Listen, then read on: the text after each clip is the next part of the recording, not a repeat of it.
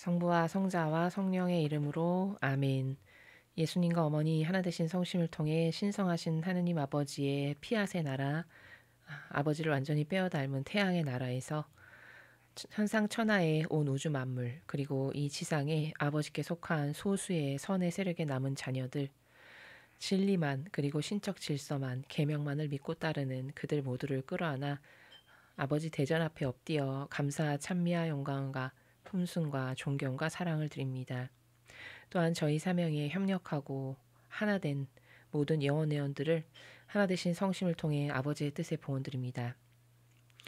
사랑하는 아버지, 오늘 대한민국에 있었던 일련의 이 모든 일들을 하나 되신 성심을 통해 아버지의 뜻에 모두 봉헌드립니다.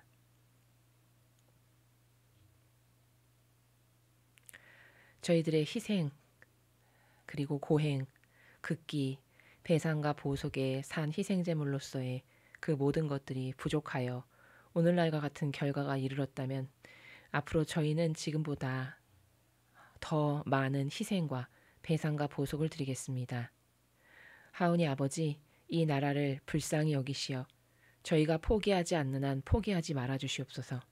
부디 버리지 말아 주시고 올바르게 반향하는, 울부짖는, 고통으로 신음하는, 그 중에서도 자기를 희생하는 의인들의 그들의 모든 희생을 하나 되신 성심을 통해 아버지 뜻에 봉헌드리오니 그 희생 제물을 너그러이 받아주시어 이 나라에 인간은 더 이상 어떻게 해볼 수조차 없는 완전히 악으로 점철되고 뒤덮여서 성한 곳이라고는 단 한 군데도 없는 이 가련하고 불쌍한 나라의 모든 사탄의 세력을 아버지만이 바꾸어 주실 수 있고 물리쳐 주실 수 있사오니 마치 불도저처럼 다 밀어버리시어 새로운 나라로 반드시 새롭게 건국하여 주시기를 간곡한 갈망으로 예수님과 어머니 하나 되신 성심을 통해 아버지 뜻에 봉헌드립니다.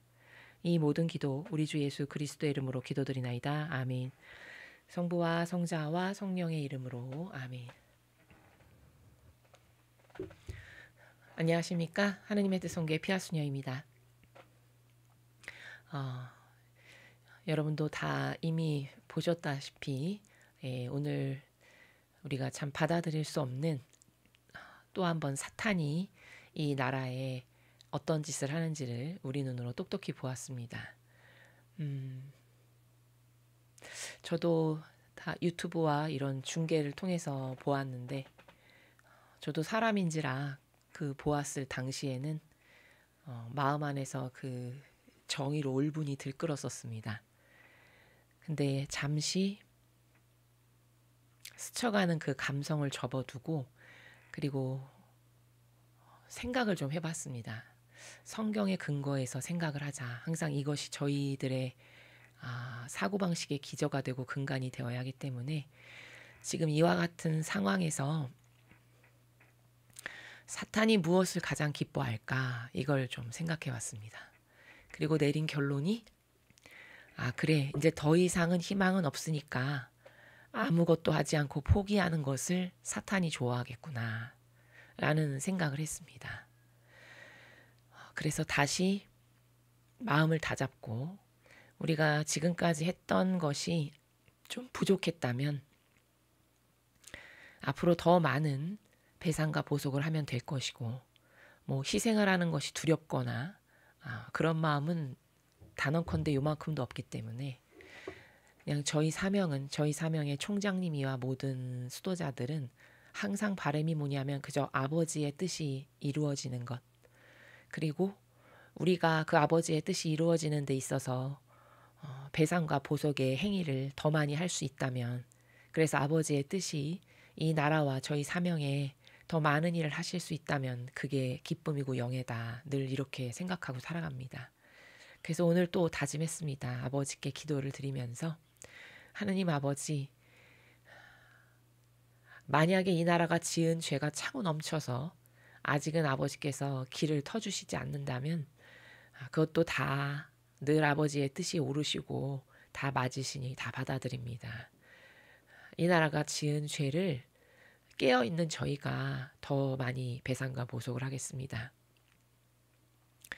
만약에 고행을 하다가 다리가 부러져서 길에서 객사한다. 그럼 영해죠. 그것이 저를 위해서 하는 게 아니라 진리를 위해서 보호하기 위해서 나라의 선의 세력을 보호하기 위해서 하는 것이니까 그런 가치 있고 의미 있는 일을 하다가 죽는다면 그건 영예입니다. 이렇게 말씀을 드리고 기도를 드렸습니다. 제가 왜 이런 말을 여러분들에게 이런 말씀을 드리냐면 제가 서두에 말씀드렸다시피 마귀는 제일 좋아하는 게 포기입니다. 포기. 접어버리는 거죠. 이제 다 끝났어. 아무것도 더 이상은 할 게 없어. 해봤자 안 돼. 이렇게 해서 완전히 접어버리면 그건 마귀가 제일 기뻐할 일이고 쾌재를 부를 일이죠. 그러니까 우리가 절대 그 페이스에 휘말려가면 안 된다라는 걸 여러분이 꼭 반드시 인식을 하셨으면 좋겠습니다.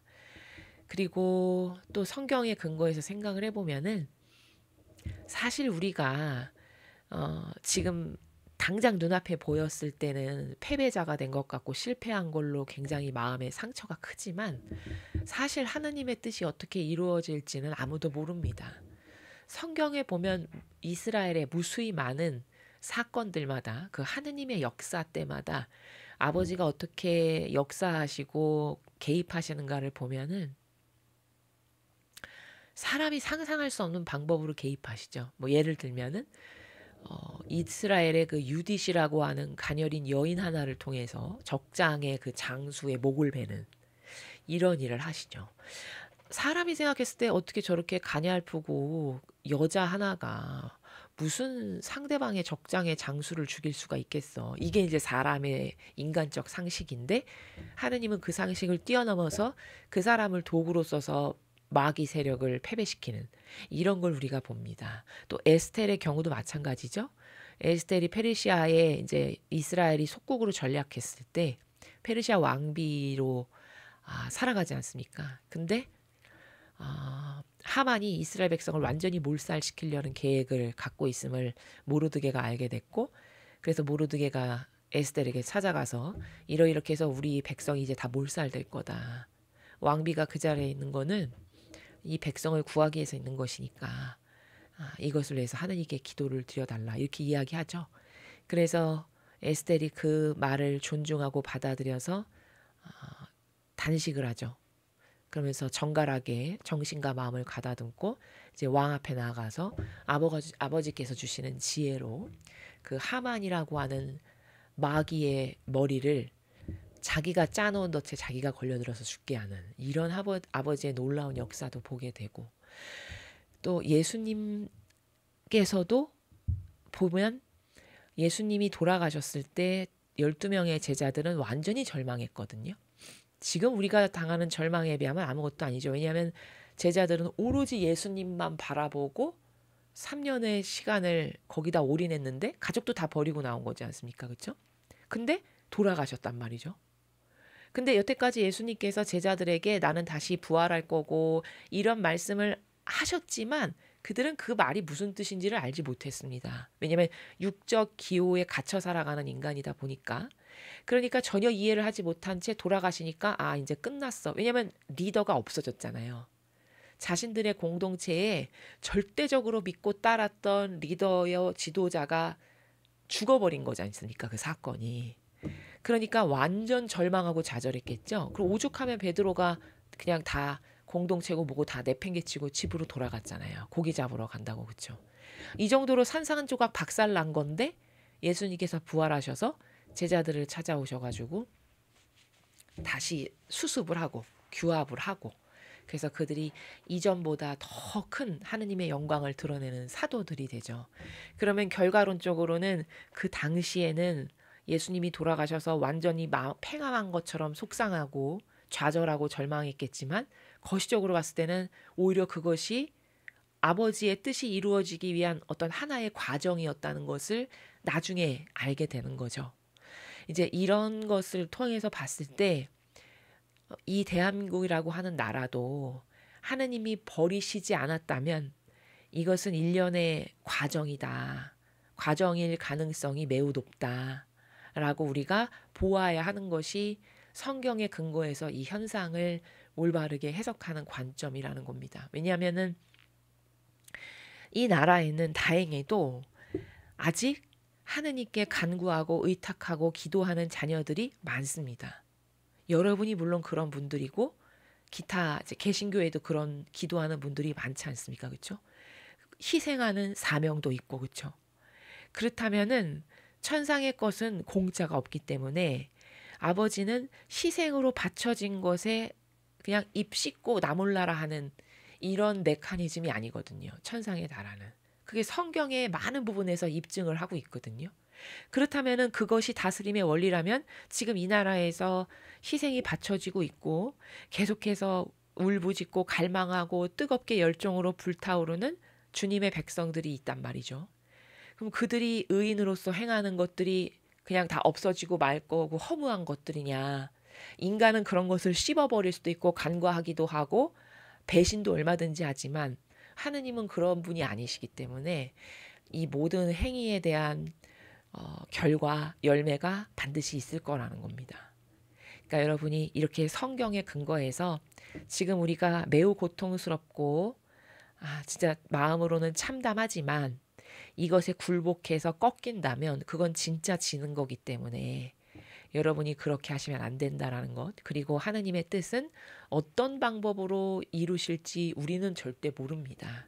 그것을 성경의 수많은 경우에 아버지가 개입하셨던 예언자들을 통해서 또 예수님의 삶도 그러하셨고 성모님의 삶도 그러하셨고 사람의 눈으로 봤을 때는 망해 보였고 다 끝난 걸로 보였고 더 이상 희망이 없는 걸로 보였지만 사실 거시적으로 봤을 때는 그것은 어떤 크나큰 열매를 맺기 위한 하나의 중간적인 단계들이고 과정이었다라는 것을 우리가 잘 인식을 한다면은 패배주의자로 살진 않겠죠. 그래서 이러한 이야기가 진실이니까 성경에 근거해서 진실이니까 여러분이 이 성경에 근거한 진실을 믿으시고 오늘 하루는 조금 이렇게 감정이 꺾였을 수 있을지 모르겠지만 내일부터는 다시 신발끈을 동여매는 마음으로 여러분 각자의 위치에서 하실 수 있는 많은 기도, 희생들을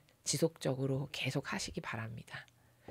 우리가 물론 희생을 하고 기도를 하고 배상보속하는 건 당연한 거고 우리가 행위로서도 할 수 있는 것들이 많이 있죠.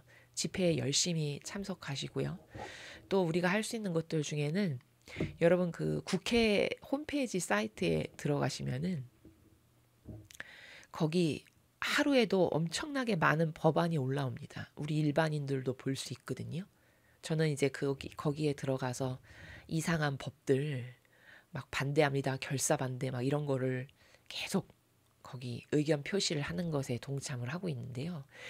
여러분도 하루 일과가 끝나시면은 주무시기 전에 마지막으로 국회 사이트에 들어가셔서 거기서 말도 안 되는 이상한 법률들 그거 다 반대 이런 거를 꼭 표현을 하시고 이런 일들 하나하나에 참여하는 게 다 여러분이 나라를 구하시는 애국의 길이라는 걸 꼭 인지하셨으면 좋겠습니다. 지금 시대는 나 하나쯤이야 이러면 큰일 납니다. 나 아니면은 할 사람 없다. 이 마음으로 무엇이든지 임하셔야 됩니다. 이 치열한 전쟁에서 이기려면 그런 열정과 투지 없으면 이길 수 없습니다. 그리고 또 하나 우리가 알아야 될 건 뭐냐면 여러분 뭘 두려워하지 마십시오. 사람의 생명이라는 것이 누구나 다 죽는 거지 않습니까? 그렇죠? 이 세상에 태어나서 죽지 않는 사람은 없습니다. 그런 어떤 죽음이나 내 앞에 닥칠 불이익을 무서워하지 마시고요. 그런 목숨이라든가 이런 거는요. 사실 주관자는 하느님이시지 사탄이 어떻게 할 수 있는 게 아닙니다. 배짱 두둑하게 내어놓고 이거 다 주관자가 하느님이신데 내가 이렇게 한다고 한들 나를 해칠 수 있는 건 마귀 따위는 감히 나한테 어떤 해코지도 못해. 이런 두둑한 배짱으로 나가실 때 성경에 죽기를 각오하면 산다는 말이 있죠. 예. 여러분이 그런 마음으로 이 치열한 악과의 전투에서 임한다면 우리는 궁극적으로는 결과론적으로는 승리하게 될 겁니다. 그래서 이런 많은 고통과 애로사항이 있지만 이런 것을 통해서 나 자신도 한번 점검해 보고 이럴 때 똑바로 반향을 하는 게 진짜 하느님의 올바른 자녀라는 걸 지금 표징으로 보여드리는 이런 아주 중요한 내 순간순간의 시간에 지금 우리가 놓여 있다라는 걸 여러분이 잘 인지를 하셔서 부디 절망하지 않으셨으면, 포기하지 않으셨으면 좋겠어서 제가 이 말씀을 드립니다. 그러면 오늘은 우리가 이제 천상의 책 20권 35장을 학습을 할 차례가 되었습니다. 오늘 35장의 내용이 무엇인지 본문을 읽고, 그리고 오늘 또 35장을 통해서 하느님 아버지께서 자녀들에게 주시고자 하시는 신적인 질서의 이 아름다운 원리들이 어떤 것이 있는지 한번 살펴보도록 하겠습니다.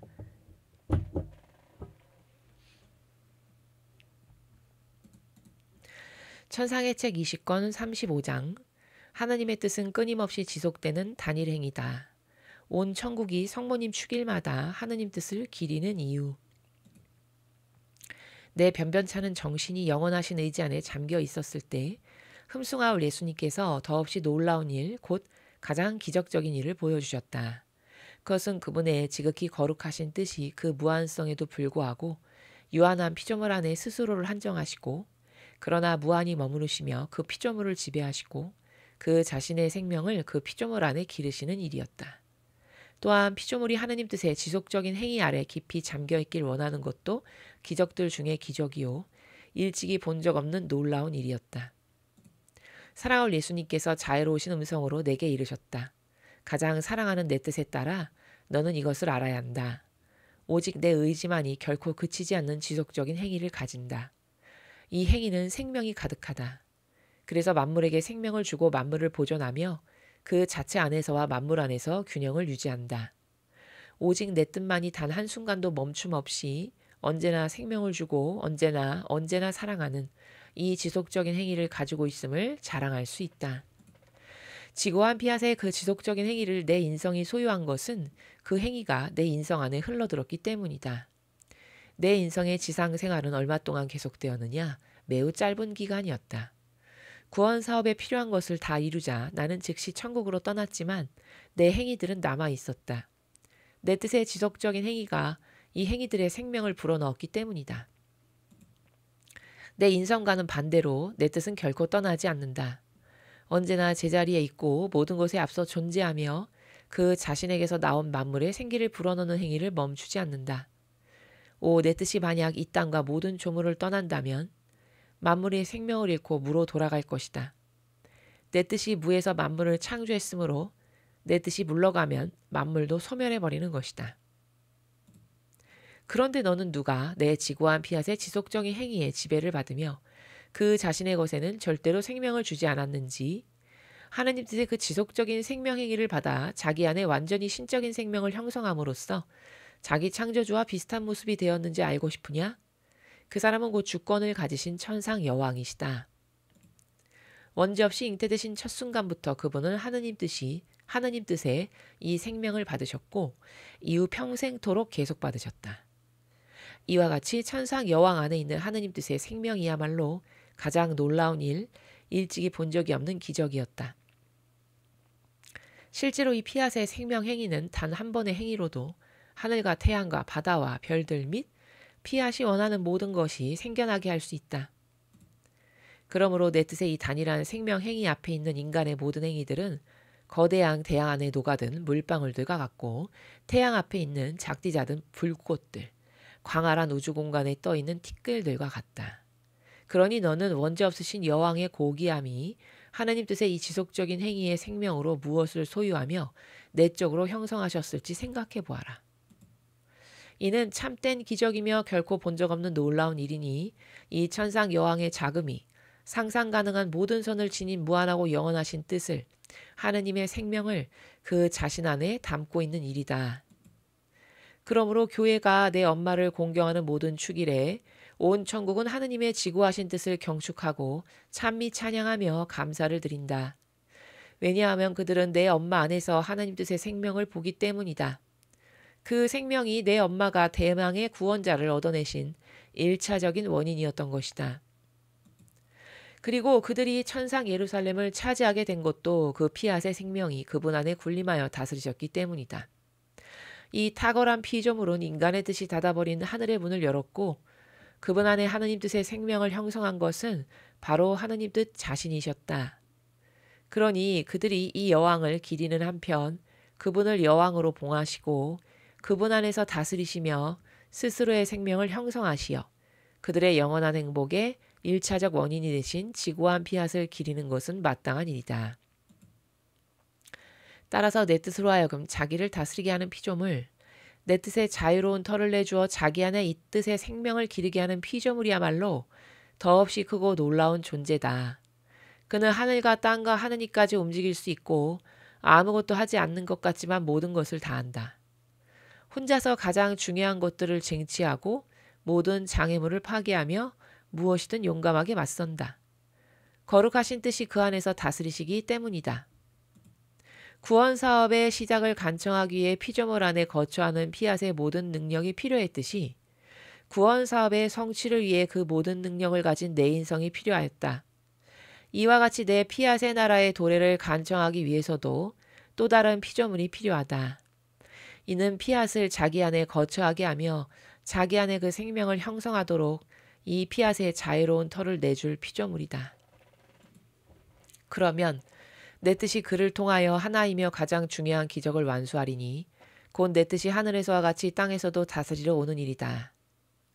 이것이 인류 가족 안의 거룩한 균형을 잡을 가장 중요한 일이기에 내가 네 안에서 위대한 일을 하고 있다. 나의 이 나라를 아는 데 필요하고 합당한 모든 것을 네 안에 집중시키는 것이다. 그것은 내 뜻이 주기를 원하는 위대한 선, 내 뜻 안에서 살게 될 사람들의 행복, 여러 세기에 걸친 내 뜻의 역사와 그 오랜 고통이다. 내 뜻의 그 고통은 내 뜻이 피조물을 행복하게 해주려고 그들 가운데여서 다스리길 원하건만 그들은 문을 열어주지 않고 내 뜻을 열망하지도 초대하지도 않는 데서 오는 고통이다. 그들은 또한 내 뜻이 그들 가운데 있지만 알아보지 못한다. 그러니 오직 하느님의 뜻만이 아무도 이길 수 없는 인내심으로 그들 가운데 있으면서 생명을 줄 수 있고 그들이 알아보지 못하는 것도 참고 견딜 수 있을 뿐이다. 내 뜻은 위대하고 끝없이 무한하며 내 뜻이 다스리는 곳에서는 이 뜻이 지닌 위대성과 거룩함과 권능에 어울리는 일을 하기를 원한다. 그런즉 따라 주의를 기울여라. 이는 그저 그런 무엇도 아니고 하나의 성덕을 기르는 일도 아니고 경탄에 맞지 않을 내 거룩한 뜻의 나라를 세우는 일에 대한 것이니 말이다. 주님의 말씀입니다. 하느님 감사합니다.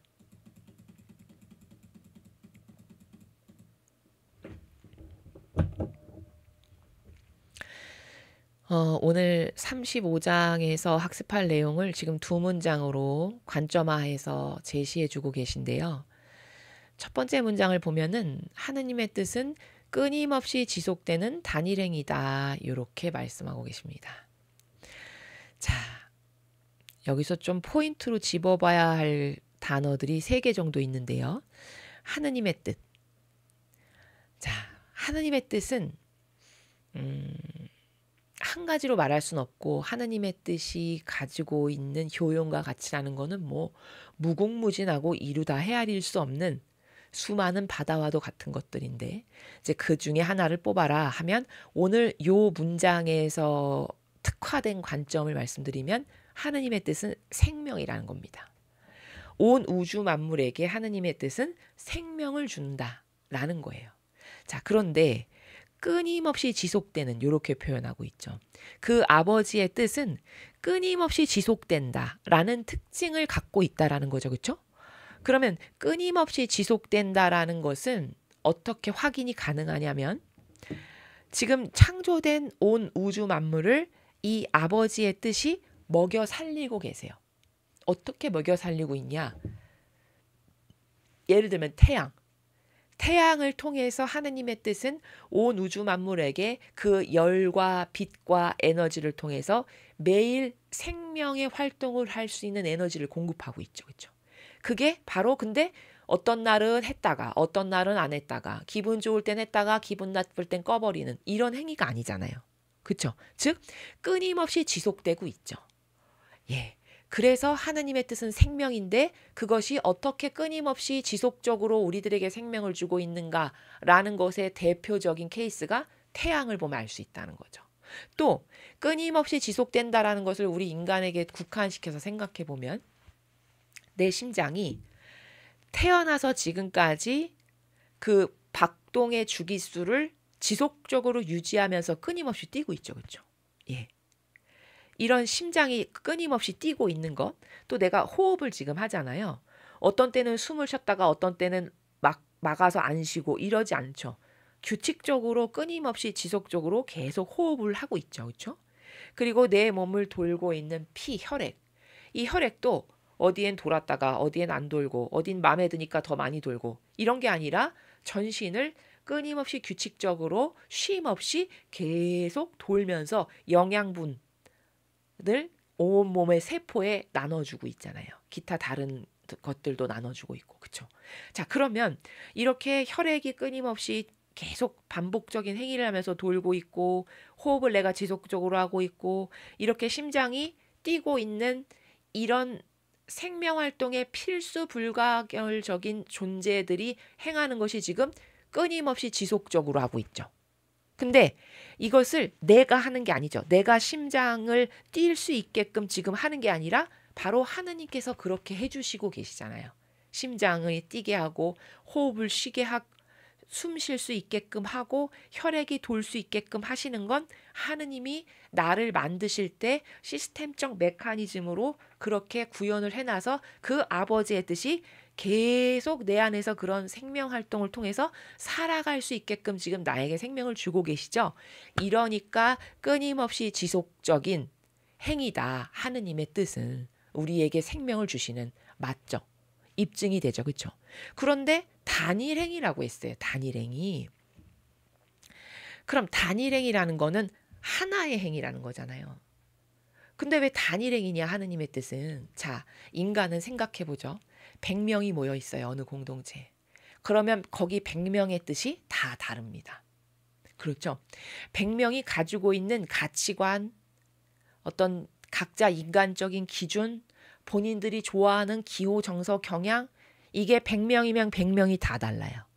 그리고 그거를 끊임없이 주장합니다. 인간은. 남에게 강요도 해요. 그렇죠? 그러니까 이건 단일 행위가 아니에요. 인간적인 것은 이래서 사탄이고 악이고 마귀예요. 거기 단일 행위를 기대할 수가 없어요. 인간적이라는 건 다 본인이 원하고 추구하는 바를 주장하는 거기 때문에 자기 자애심과 이기심과 사욕과 욕망을 채우기 위해서 각자 주장하는 것이 다 다르기 때문에 이건 단일성의 행위일 수가 결단코 없다는 거예요. 근데 하느님의 뜻은 단일성의 행위라는 거예요. 그럼 단일성의 행위가 뭐냐?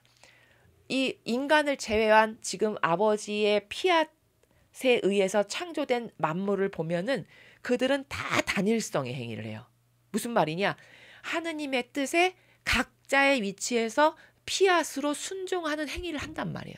예를 들어 나무가 아버지의 뜻 피앗에 의해서 생겨나서 어디에 심겨져서 저렇게 있어요. 근데 그 나무가 야, 나 여기서 한 10년 살았더니 지겨워서 못 있겠다. 나 더 좋은 토양으로 갈래. 이래서 자기 뜻을 따르기 위해서 뽑혀서 지발로 어디 다른 데 가서 심겨지냐. 이런 행위를 안 한다는 거예요. 그쵸? 아버지 뜻이 거기 심었으면 그냥 그 자리를 죽는 그날까지 지키면서 거기서 본인이 해야 할 막가진 행위를 하느님의 뜻에 올바르게 반영하는 막가진 행위를 지속적으로 계속한다는 거죠. 바로 단일성의 행위라는 거예요. 자, 소나무가 절벽의 끄트머리에 심겨진 소나무가 있다라고 여러분 상상해 보세요. 그 소나무가 어떤 절벽에 굉장히 불리한 위치에 심겨졌다라고 해서 그걸 뽑아서 다른 위치에 가서 자기의 위치를 달리하냐. 편안하고 자기 안락하고 좋은 데 가서 그런 걸 하지 않잖아요. 이 자연물은. 그냥 불리한 곳에 심어졌건 좋은 토양에 심어졌건 길바닥에 아스팔트 옆에 비좁은 데 들꽃이 하나 심어졌건 그 자신의 위치를 꿋꿋이 지키면서 그 위치에서 구불구불하지만 그 풍파와 바람과 여러 가지를 이겨내는 그 아름다움을 뽐내지 그 자신들의 뜻을 감히 주장하고 내세우고 강요하여 자기의 이익과 자애심을 채우기 위해서 막 확확 바꾸는 이런 것을 안 한단 말이죠. 그러니까 단일 행위라는 거예요. 하느님의 뜻은 그래서 단일성의 행위라는 거예요. 또 이 단일성의 행위도 굉장히 다중적 관점인데 지금 제가 말씀드린 것도 단일행위고 또 어떤 단일행위라는 것을 의미할 수 있냐? 하느님의 뜻이 단일행위라고 하는 것의 두 번째 의미는 어떤 거냐면 이런 것도 있어요. 하느님으로부터 다 생명을 나누어 받았어요. 나무건 풀이건 인간이건 동물이건. 맞죠? 그러면 하나의 생명을 나누어 받았으니까 역시 우리는 그 온 우주 만물은 하나의 그 단일성의 하나의 생명을 나누어 받은 존재들이기 때문에 단일 행위라는 거예요. 그 아버지로부터 생명을 나누어 받아서 그 아버지가 오늘도 내일도 모레도 글피도 계속 우리에게 먹여 살리고 생명을 주고 계시는 그 단일성의 행위라는 의미도 또 포함되어 있을 수 있어요. 관점이 다중적이라고 제가 말씀드렸죠. 이렇게 하느님의 뜻은 정리하면 생명인데 그 생명은 끊임없이 지속적이다. 태양을 봐도 그렇고 아버지의 뜻이 우리에게 심장을 만드시고 심장을 계속 뛰게 하시는 이 행위만 봐도 거기 변덕스럽거나 자기를 위해서 멈추거나 사욕과 욕망으로 날뛰거나 이런 것 없이 한 번 설정됐어. 피앗으로. 그럼 계속 반복 행위를 끊임없이 한다. 그래서 끊임없이 지속적인데 단일성의 행위다. 그 하느님 아버지로부터 똑같은 생명을 다 같이 나누어 받은 하나의 생명으로 파생된 존재들, 그 단일성의 존재들, 또 각자의 피조물은 자기의 위치에서 절대 피앗으로 한번 심겨진 질서에서 벗어나지 않은 그 피앗이라고 하는 공통된 질서 안에서 살아가고 있으니까 또한 단일성의 행위다. 이렇게 이해할 수 있다라는 거죠. 첫 번째 문장이 그런 차원의 나라입니다. 온 천국이 성모님 축일마다 하느님 뜻을 기리는 이유. 자, 천국은 성모님의 다양한 축일이 있잖아요. 성모님의 이런 정신, 저런 정신, 이런 은총 받으신 것, 이런 다양한 축일이 있는데 그 축일마다 성모님의 축일이 돌아올 때마다 하느님의 뜻을 기린대요. 천국이. 그러면 천국은 도대체 성모님의 축일마다 왜 하느님의 뜻을 기릴까? 이것을 우리가 이제 오늘 본문에서 확인하게 될 건데 답부터 이야기하면 성모님께서 하느님의 뜻만을 행하신 분이다 보니 성모님의 축일을 기념하는 것이 곧 하느님의 뜻을 기념하는 날이다라고 우리가 이해할 수 있다라는 거죠. 그래서 천국이 성모님의 축일이 되면 하느님의 뜻을 완벽하게 수행하신 분이므로 곧 하느님의 뜻을 기리는 날로 삼는 거다라는 것을 알 수 있다라는 겁니다. 자, 그럼 이 두 개의 관점을 가지고 본문을 한번 보겠습니다. 내 변변찮은 정신이 영원하신 의지 안에 잠겨 있었을 때, 자, 루이사 피카레타가 자기의 보잘것없는 그 정신이 영원하신 의지 안에 잠겨 있다고 했어요. 여기 영원하신 의지는 뭐냐면 하느님 아버지의 뜻, 거기에 자기가 이렇게 잠겨 있다는 거예요. 그 하느님 아버지께서 추구하시는 그 의지에 본인의 영혼이 이렇게 잠겨 있다는 거죠. 곧 이 말은 무슨 뜻이냐면 아버지가 무엇을 원하시고 좋아하시는지를 아니까 본인도 그 의지 안에 자신의 영혼을 내어 맡기고 잠겨서 거기서 함께 정신활동을 수행하고 있는 그것을 지금 고백하는 거죠. 흠숭아울 예수님께서 더없이 놀라운 일, 곧 가장 기적적인 일을 보여주셨다. 자, 본인이 아버지의 뜻 그 의지 안에 이렇게 잠겨 있었는데 예수님께서 놀라운 기적을 보여주셨대요. 그것은 그분의 지극히 거룩하신 뜻이 그 무한성에도 불구하고 유한한 피조물 안에 스스로를 한정하시고, 자, 예수님께서 예수님의 신성은 무한하신 거잖아요. 즉 겉은 예수님의 인성이지만 내면은 그리스도 아버지의 신성이시죠. 그러면 그 신성은 무한한 거죠. 어디에 갇혀 있으실 분이 아니죠. 바로 그 무한성을 말하는 거예요. 그런 무한성을 지니신 분임에도 불구하고 유한한 피조물 안에 한정하셨다는 게 뭐냐? 유한한 피조물인 우리들의 마음 안에 살고 계심을 말씀하시는 거예요. 그게 유한한 피조물 안에 스스로를 한정하시고가 그거예요. 저렇게 무한하고 온 우주 만물을 다 가지고 계신 창대하신 분이 감히 이렇게 보잘것없고 비좁고 한없이 답답한 그 작은 존재에 불과한 피조물 안에 함께 살아가시는 이러한 것을 그분이 허락하셨다고? 와, 기적 중에 기적이구나. 지금 그 얘기를 하는 겁니다. 그러나 무한히 머무르시며 그 피조물을 지배하시고, 자, 우리들의 마음 안에 예수님과 성모님께서 함께 사시면서 우리들을 지배하고 다스리시는 거죠. 우리들의 영혼을. 그 자신의 생명을 그 피조물 안에 기르시는 일이었다. 자, 그렇게 우리들의 마음 안에 함께 사시면서 자신의 생명을 우리들 안에 기른다는 건 우리들을 다스리시면서 예수님과 성모님의 속성을 담게 하고 자꾸 그 정신에 감화되고 매료되고 이게 기르고 양육하는 거죠. 그렇죠? 우리들의 마음 안에서 그 일을 하신다는 거죠. 또한 피조물이 하느님 뜻의 지속적인 행위 아래 깊이 잠겨 있기를 원하는 것도 기적들 중에 기적이요. 일찍이 본 적 없는 놀라운 일이었다. 자, 이렇게 피조물들이 그 하느님 뜻의 지속적인 행위 아래 깊이 잠겨 있기를 원하는 것도 기적 중에 기적. 그러니까 과거에는 지금 하느님의 뜻이라고 하는 이 정신세계가 알려지기 이전에는 피조물 안에 주님이 거하신다고? 그 창대하신 분이 말도 안 돼. 그런 게 어떻게 가능해. 이렇게 생각했었다는 거예요. 그리고 피조물조차도 우리들이 그 하느님의 뜻에 머무르면서 살아갈 수 있다라고 하는 이런 정신세계, 이런 나라를 과거에는 본 적도 들은 적도 없었던 거죠. 그러니까 이런 것이 다 기적이고 놀라움 중에 놀라움, 일찍이 본 적도 없는 놀라운 일들이 지금 루이사 피카레타를 통해서 펼쳐지고 있는 거죠. 그렇죠? 그러니까 새로운 차원의 세계를 지금 살아가고 있는 거예요. 이분은. 그리고 그 새로운 차원의 세계를 우리들에게 전하면서 그 새로운 차원의 세계로 오라고 초대하고 있는 거죠. 동시에. 자, 그런 나라에서 고백을 하고 있는 겁니다. 사랑할 예수님께서 자애로우신 음성으로 내게 이르셨다. 가장 사랑하는 내 뜻에 따라 너는 이것을 알아야 한다. 오직 내 의지만이 결코 그치지 않는 지속적인 행위를 가진다. 당연하죠. 그러니까 하느님의 뜻, 하느님의 의지만이 그치지 않는 지속적인 행위. 자, 왜 그 지속적인 행위인가는 제가 서두에서 지금 제목으로 설명을 했죠. 그렇죠? 그렇죠. 하느님의 뜻만이, 그분의 의지만이 지속적이라는 거예요. 여러분, 인간은 지속적인 게 있나요? 변덕스럽기가 이루 말할 수가 없죠. 그렇죠? 우리 자신만 정직하게 성찰을 해봐도 어떤 것에 지속적인 게 있나요? 내가? 지속적이라는 거는 변함없이 한결같은 거예요. 그렇죠? 근데 이 인간이라는 존재는 참 비참한 게 원죄 때문에 이렇게 변질된 이유도 물론 있겠지만은 어떤 것을 결심을 했어도 그걸 10년, 100년을 한결같이 이런 흐트러짐 펄스 없이 할 수 있냐. 널뛰기 없이. 그런 사람은 없죠. 그렇죠? 다 널뛰기를 해요. 그래서 어떤 날을 했다가 어떤 날 안 했다가 어떤 날은 더 세게 열심히 했다가 어떤 날은 좀 밋밋하게 했다가 이런 변덕스러움이 있죠. 그렇죠?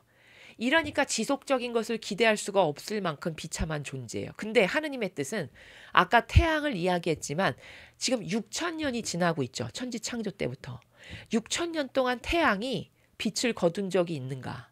자기의 몫을 안 하고 그쳐버린 적이 있나? 없다는 거예요. 마찬가지로 하느님의 뜻은 어떤 목적을 설정하셨죠. 한 번. 그러면 그 목적을 향해서 계속 나아가는 거예요. 근데 과정은 필요하겠죠. 그리고 그 과정이라는 것이 우리가 오해하면 안 되는 것 중에 하나가 뭐냐면 내가 열심히 기도도 하고 희생도 하고 못 됐는데 과정이 왜 이래? 왜 이래? 답이? 이제 이런 딜레마에 잘못하면 빠질 수 있어요. 우리가. 근데 그것은 하느님의 뜻이 어떤 것을 계획하고 어떤 방법으로 변화시킬 수 있는 길을 가시는가는 우리는 몰라요. 그 거시적인 나라를 볼 수 있는 관점이 인간에게는 존재하지 않아요. 단지 그런 것뿐이지 아버지가 인간처럼 변덕스러워서 이렇게 해야 되겠다 마음 먹었는데 확 바꿔서 이렇게 하시거나 그렇진 않는다는 거예요.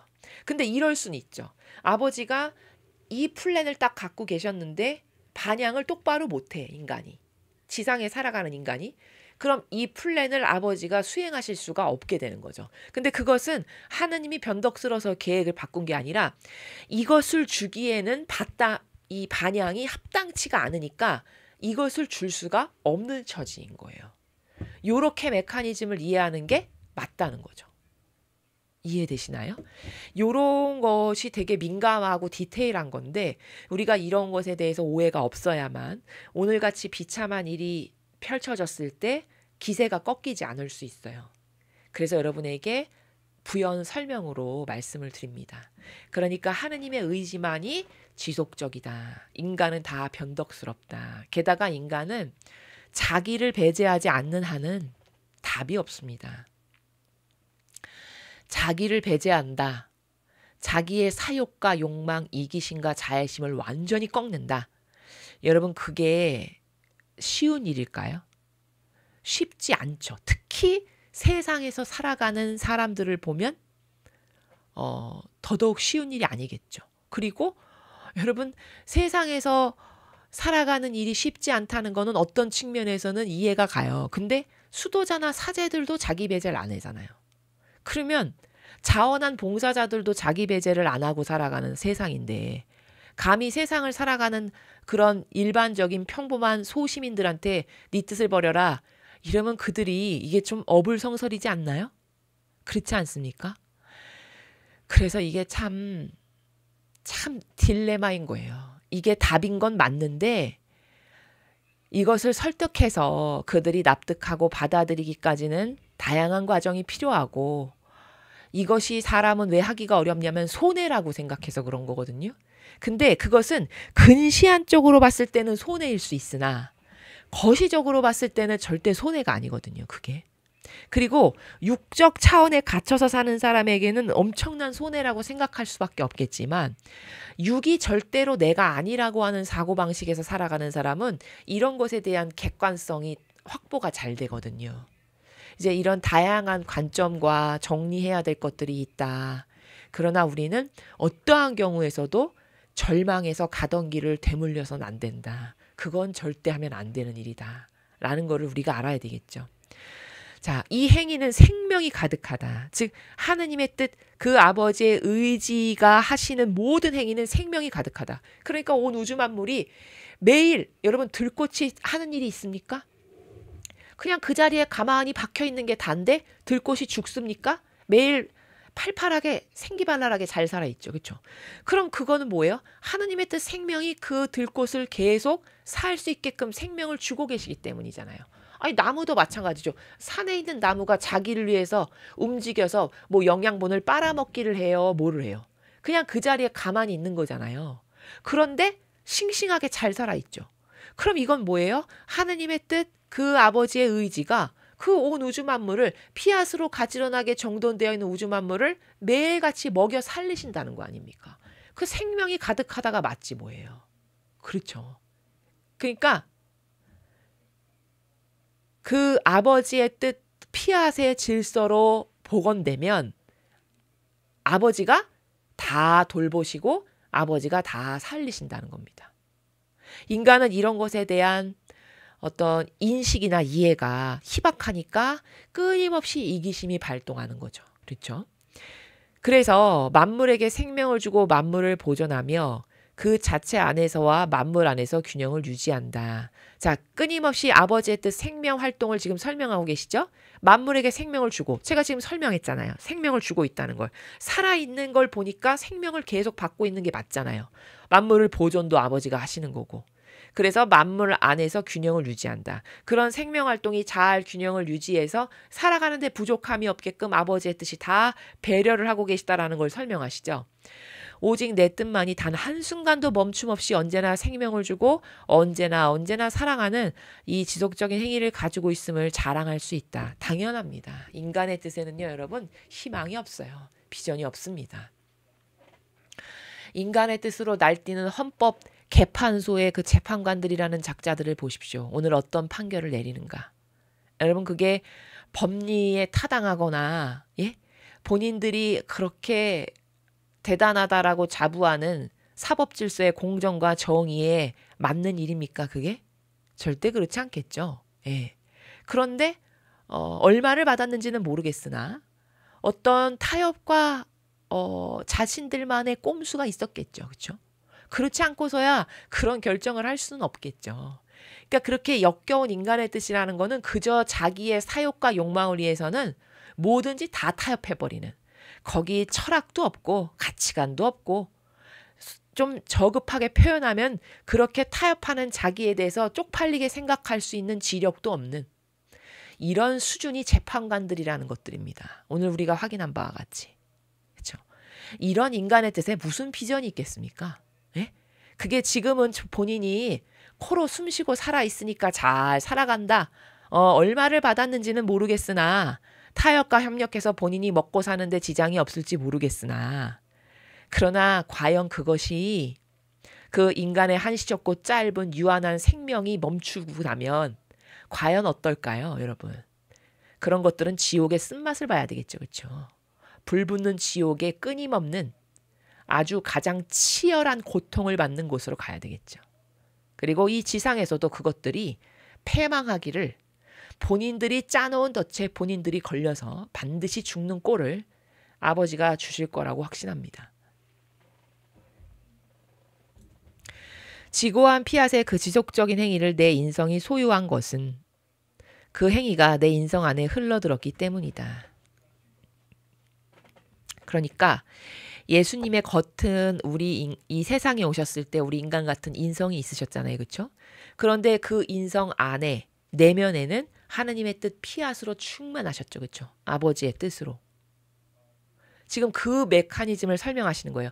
내 행위가 그 하느님의 뜻 피앗이라고 하는 그 프로세스가 예수님의 영혼 안에 아주 충만하셔서 모든 뜻, 아버지의 뜻을 피앗 정신으로 행하셨고 겉은 인성에 있었던 그 이원론적인 그 예수님이 가지고 계셨던 구조를 지금 설명하시는 거죠. 내 인성의 지상생활은 얼마 동안 계속되었느냐? 매우 짧은 기간이었다. 기껏 해봤자 33년밖에 못 사셨죠. 그렇죠? 인성은 이렇게 짧은 시간이었다는 거예요. 구원 사업에 필요한 것을 다 이루자 나는 즉시 천국으로 떠났지만 내 행위들은 남아 있었다. 자, 예수님이 오셨던 건 구원 사업을 위해서였어요. 그렇죠? 인류를 구원하시기 위해. 그래서 그 구원 사업에 필요한 행위들을 다 33년의 짧은 시간 동안 다 이루시고 순환당하시고 돌아가셨죠. 자, 그렇게 다 아버지의 뜻을 이루고는 즉시 천국으로 떠났지만 돌아가셨고 부활하셨고, 그러나 행위들은 남아 있었다라고 말씀하세요. 자, 돌아가셨는데 행위가 남아 있다는 게 무슨 말이야? 이렇게 이해할 수 있는데, 자, 이 행위가 남아 있다는 건 뭐냐면 예수님의 겉은 우리와 같이 인성이지만 내면은 영혼은 하느님의 뜻 피앗으로 충만한 분이셨죠. 그렇죠? 근데 그 하느님의 뜻 피앗, 아버지의 뜻은 영원하신 거잖아요. 그렇죠? 인성은 한시적인 거지만 하느님의 뜻은 영원하잖아요. 즉 다시 말해서 아버지의 뜻은 영원성의 아까 지속적인 행위라고 그랬죠. 하느님의 뜻은. 그 예수님이 행하신 모든 행위가 하느님의 뜻만을 행했고 피앗의 정신으로 하셨기 때문에 그 아버지의 뜻은 영원성의 지속적인 행위니까 예수님이 하신 행위는 당연히 그분이 돌아가셨어도 영원히 남아있을 수밖에 없는 거예요. 그 행위는 하느님의 뜻 안에서 하신 거니까.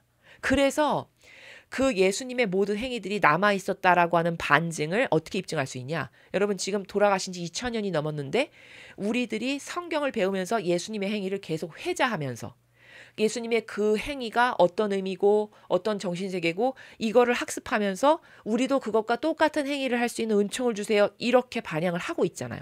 그럼 지금 2000년이 지난 후에도 영향력을 끼치고 남아있는 게 맞죠? 그렇죠. 그러니까 예수님의 행위가 남아있었다는 게 맞죠. 그렇죠? 이렇게 입증이 되는 거죠. 내 뜻의 지속적인 행위가 이 행위들의 생명을 불어넣었기 때문이다. 자, 하느님의 뜻은 지속적이라고 했어요. 그렇죠? 지속적인 한결같은 이런 행위예요.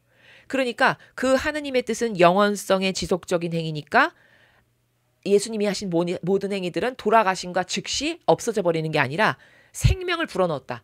지속적인 영원성의 행위니까 그것이 살아 숨쉬어서 2000년이 지난 지금도 우리들한테 영향력을 끼치는, 우리들의 사고방식과 정신 안에서 끊임없이 되새김질을 하면서 나도 그 행위를 해야지, 그런 행위를 할 수 있는 사고방식과 정신으로 저를 변화시켜주세요. 이렇게 생명력 있는 행위로 남아있죠. 예, 그거를 말씀하시는 거예요. 그런데 일반 사람이 하는 행위는 하느님의 뜻 안에서 하는 행위가 아니잖아요. 다 자기를 위해서. 예?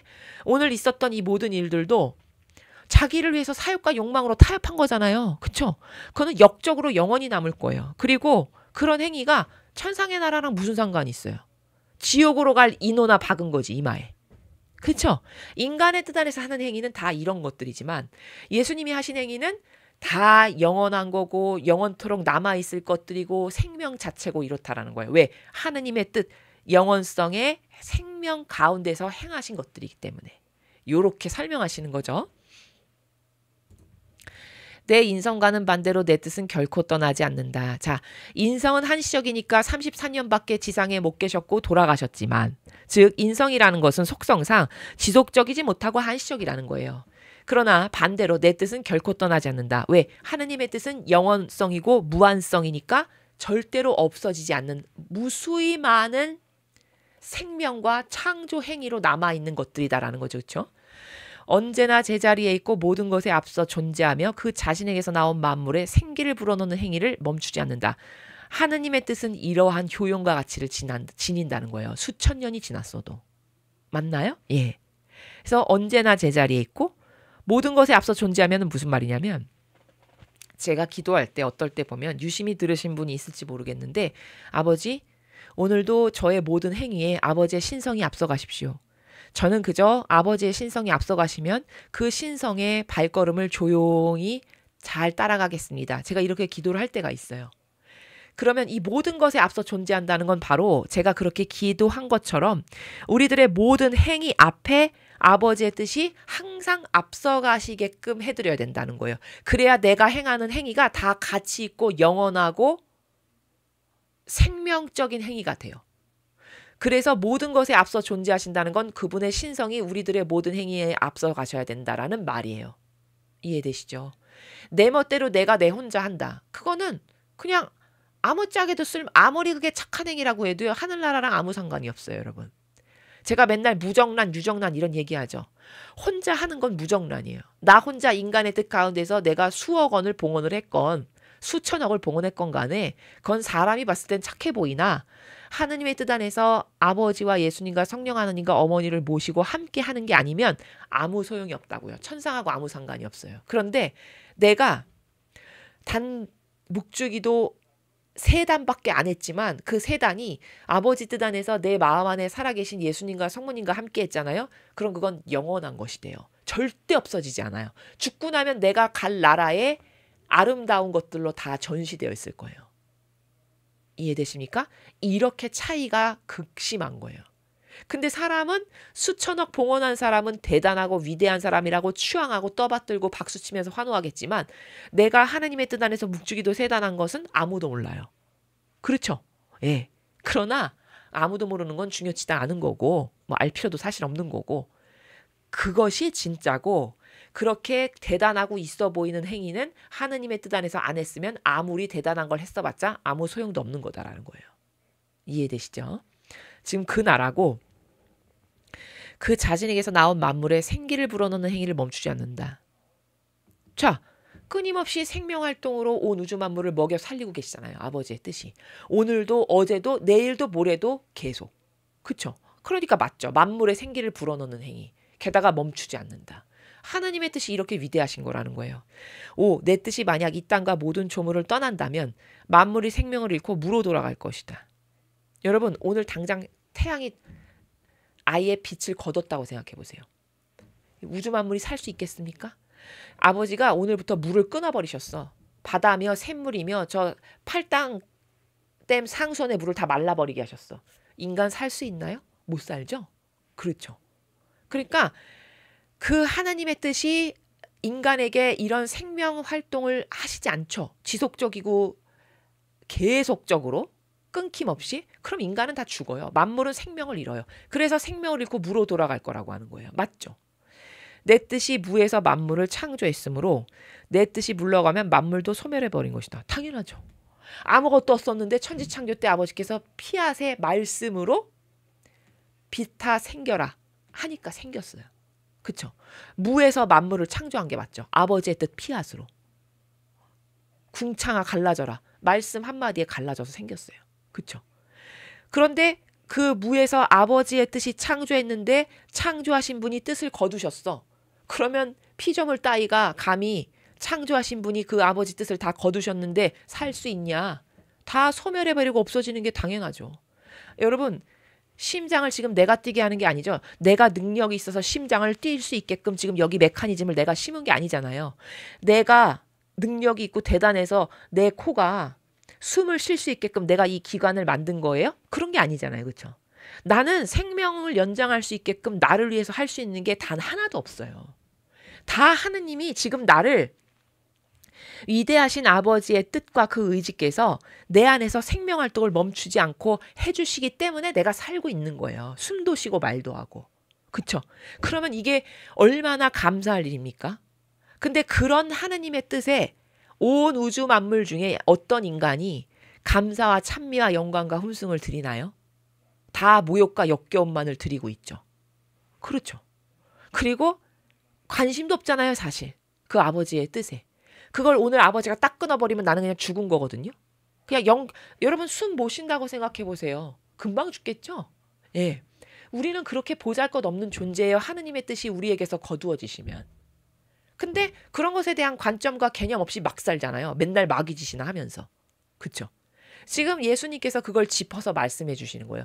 아버지의 뜻이 우리들에게 어떠한 생명을 한결같이 주고 계신지를. 그래서 내가 지금 이렇게 살아있다는 것 자체가 아버지의 뜻이 나를 버리지 않고 돌보고 계시다라는 증거고, 하느님의 뜻이 온 우주 만물에게 생명을 주고 계시다는 증거예요. 맞습니까? 예, 그렇다는 거죠. 그런데 너는 누가 내 지고한 피앗의 지속적인 행위의 지배를 받으며 그 자신의 것에는 절대로 생명을 주지 않았는지, 하느님 뜻의 그 지속적인 생명 행위를 받아 자기 안에 완전히 신적인 생명을 형성함으로써 자기 창조주와 비슷한 모습이 되었는지 알고 싶으냐? 자, 아무도 그런 하느님 아버지의 온 우주 만물에게 생명을 주시고 끊임없이 아버지의 뜻이 그 얼마나 대단하시고 위대하신지 역겹고 비좁기 그지없는 인간이라고 하는 존재에 심지어 예수님이 오셔서 함께 사시는 이런 위대한 축복을 주셨는데, 그런 생명 행위를 받아 자기 안에 소중하게 간직하면서 그분께 화답을 하면서 교감을 하고 피앗으로 그분의 권리를 되돌려드리고 이런 것을 하는 인간이 누가 있니? 누가 있는지 아니? 지금 물어보시는 거잖아요. 5절에서 반문하시는 거죠. 그렇게 자기 창조주와 비슷한 모습이 된 인간이 누가 있는지 알고 싶으니 그건 바로 그 사람은 곧 주권을 가지신 천상 여왕이시다. 성모님이 그걸 구현하신 첫 번째 분이시라는 거예요. 인간 중에. 아, 그러니까 성모님이 위대하신 거죠. 그렇죠? 원죄 없이 잉태되신 첫 순간부터 그분은 하느님 뜻에 이 생명을 받으셨고 이후 평생토록 계속 받으셨다. 자, 첫 번째 문장이 무슨 뜻이냐? 원죄 없이 성모님께서 잉태되신 순간부터 성모님은 하느님의 뜻에 이 생명을 받으셨다. 이게 뭐냐면 하느님 뜻에 이 생명을 받으신 건 성모님은 태어나시면서 어떤 행위를 하셨냐면 천상의 책에 나오는데 다른 부분에 인간의 뜻이 얼마나 역겨운 것인지를 아시고 자기 뜻을 아버지 뜻에 완전히 내어놓으셨어요. 어머니가 자발적으로.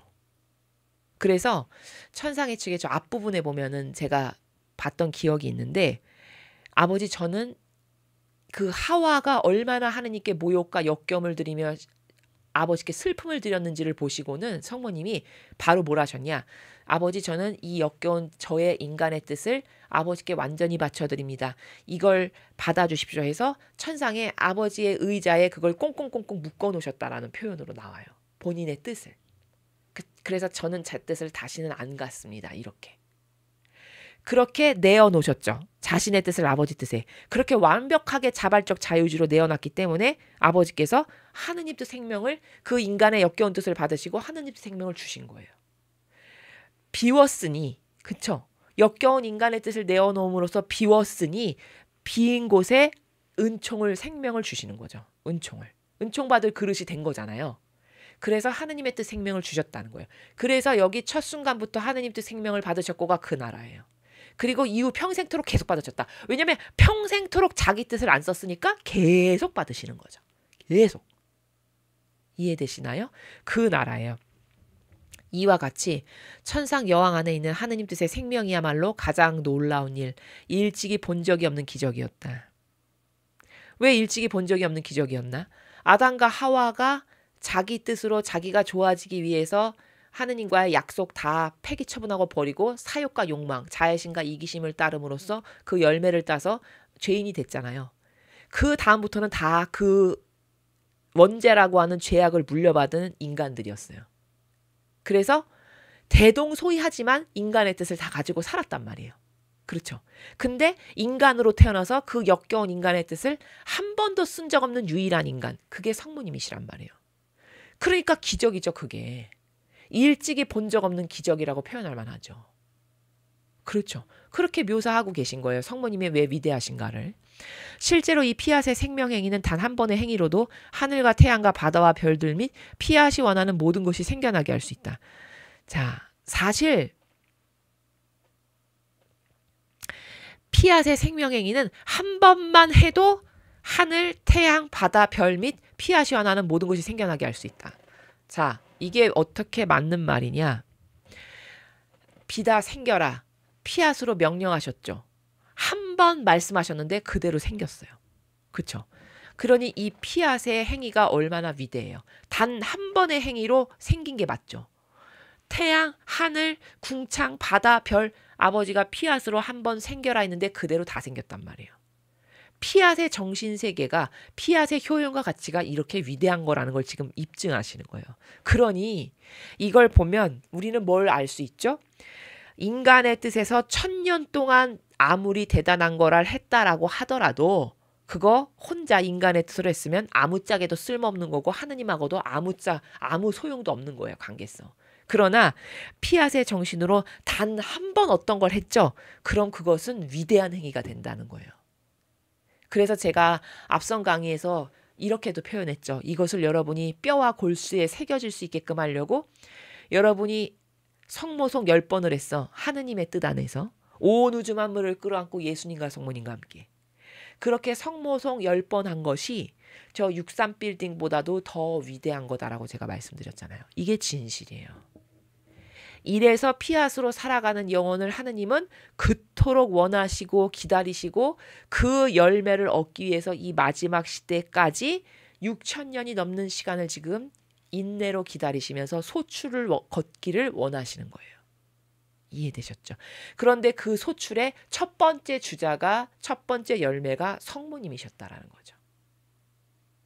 이해되십니까? 그런 겁니다.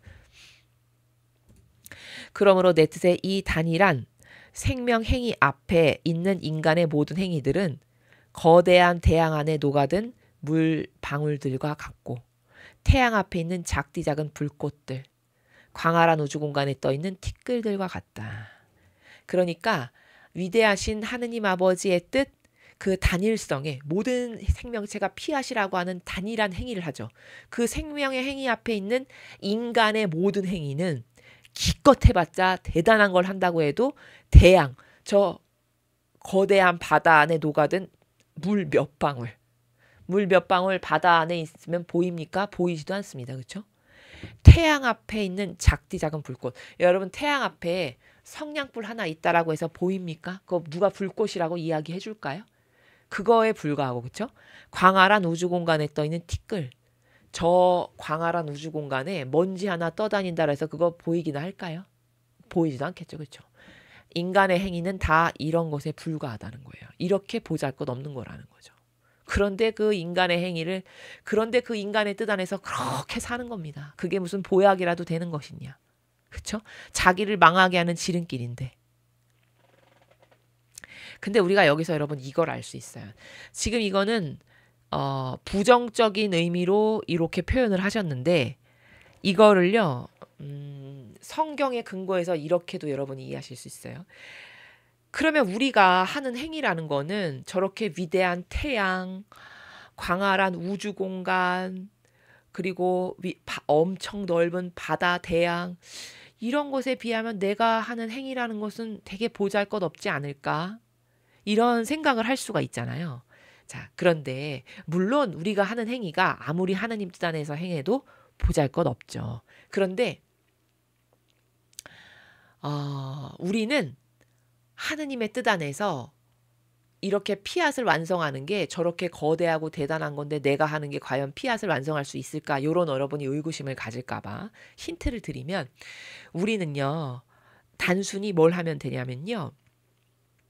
오병이어를 드리면 돼요. 하느님의 뜻 안에서. 그러니까 그게 무슨 말이냐면은 그 성경에 보면은 오병이어 기적사건 여러분 아시죠? 그렇죠? 그때 5천 명을 먹이시는데 인간이 하느님의 뜻에 협력하는 건 기껏 빵 5개와 물고기 2마리였어요. 기껏 내놓은 게 인간의 뜻이 내놓은 게 그쵸?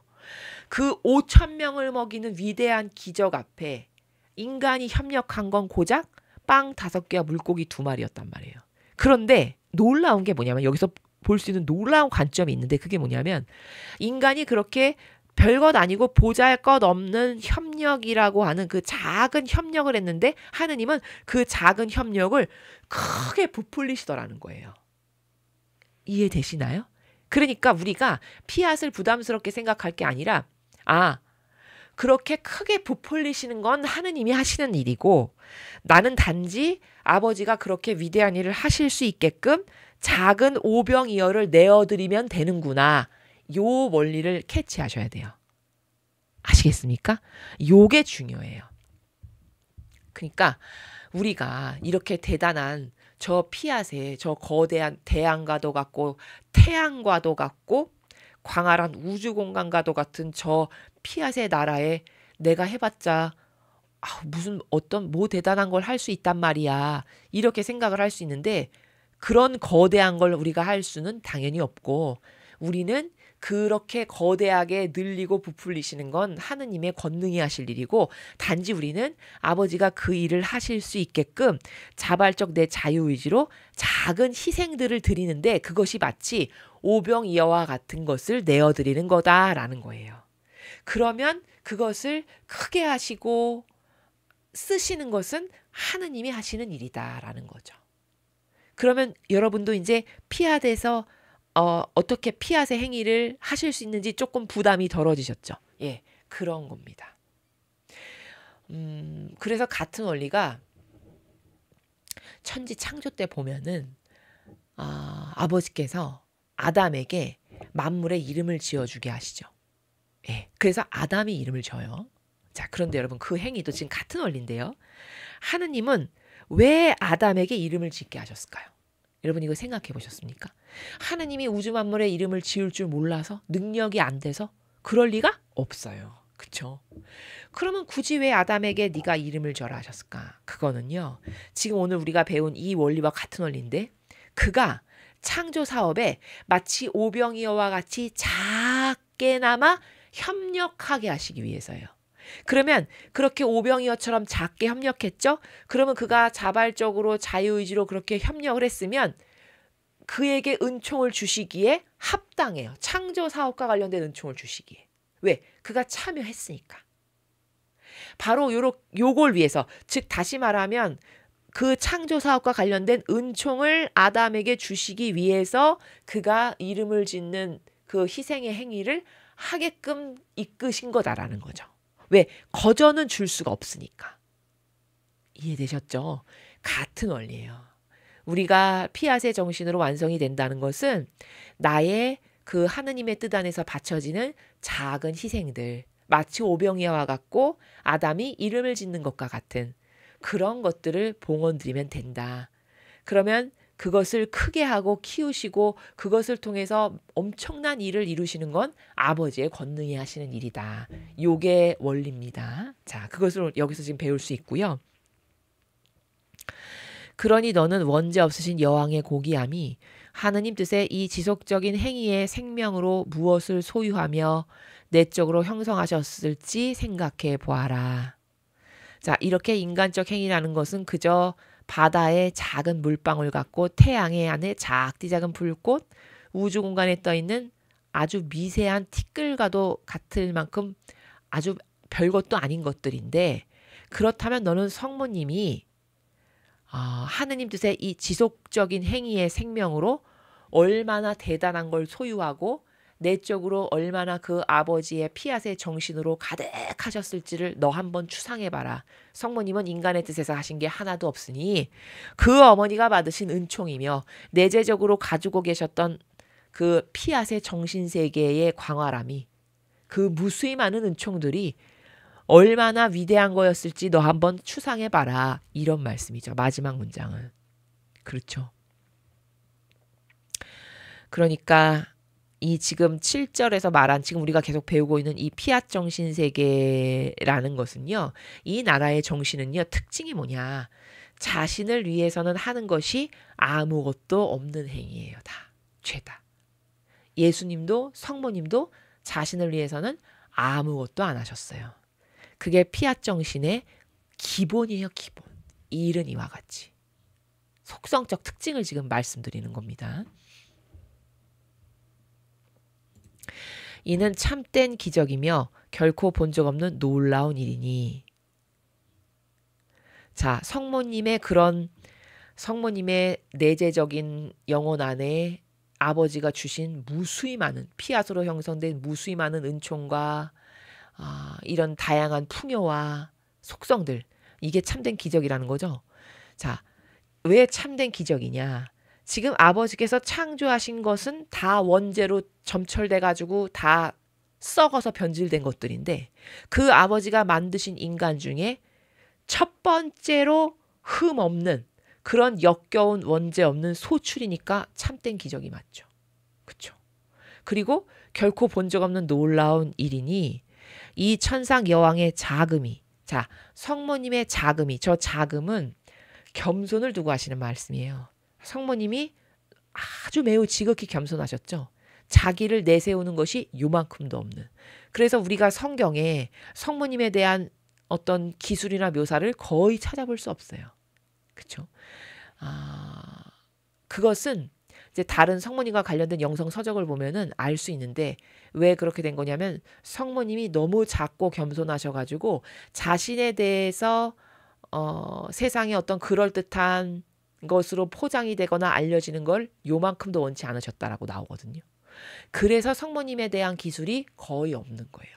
그 정도로 자기에 대한 어떤 내세움, 자기와 관련된 것을 무로 돌아가게 하신 이런 분이에요. 그래서 자금이라고 표현한 거거든요.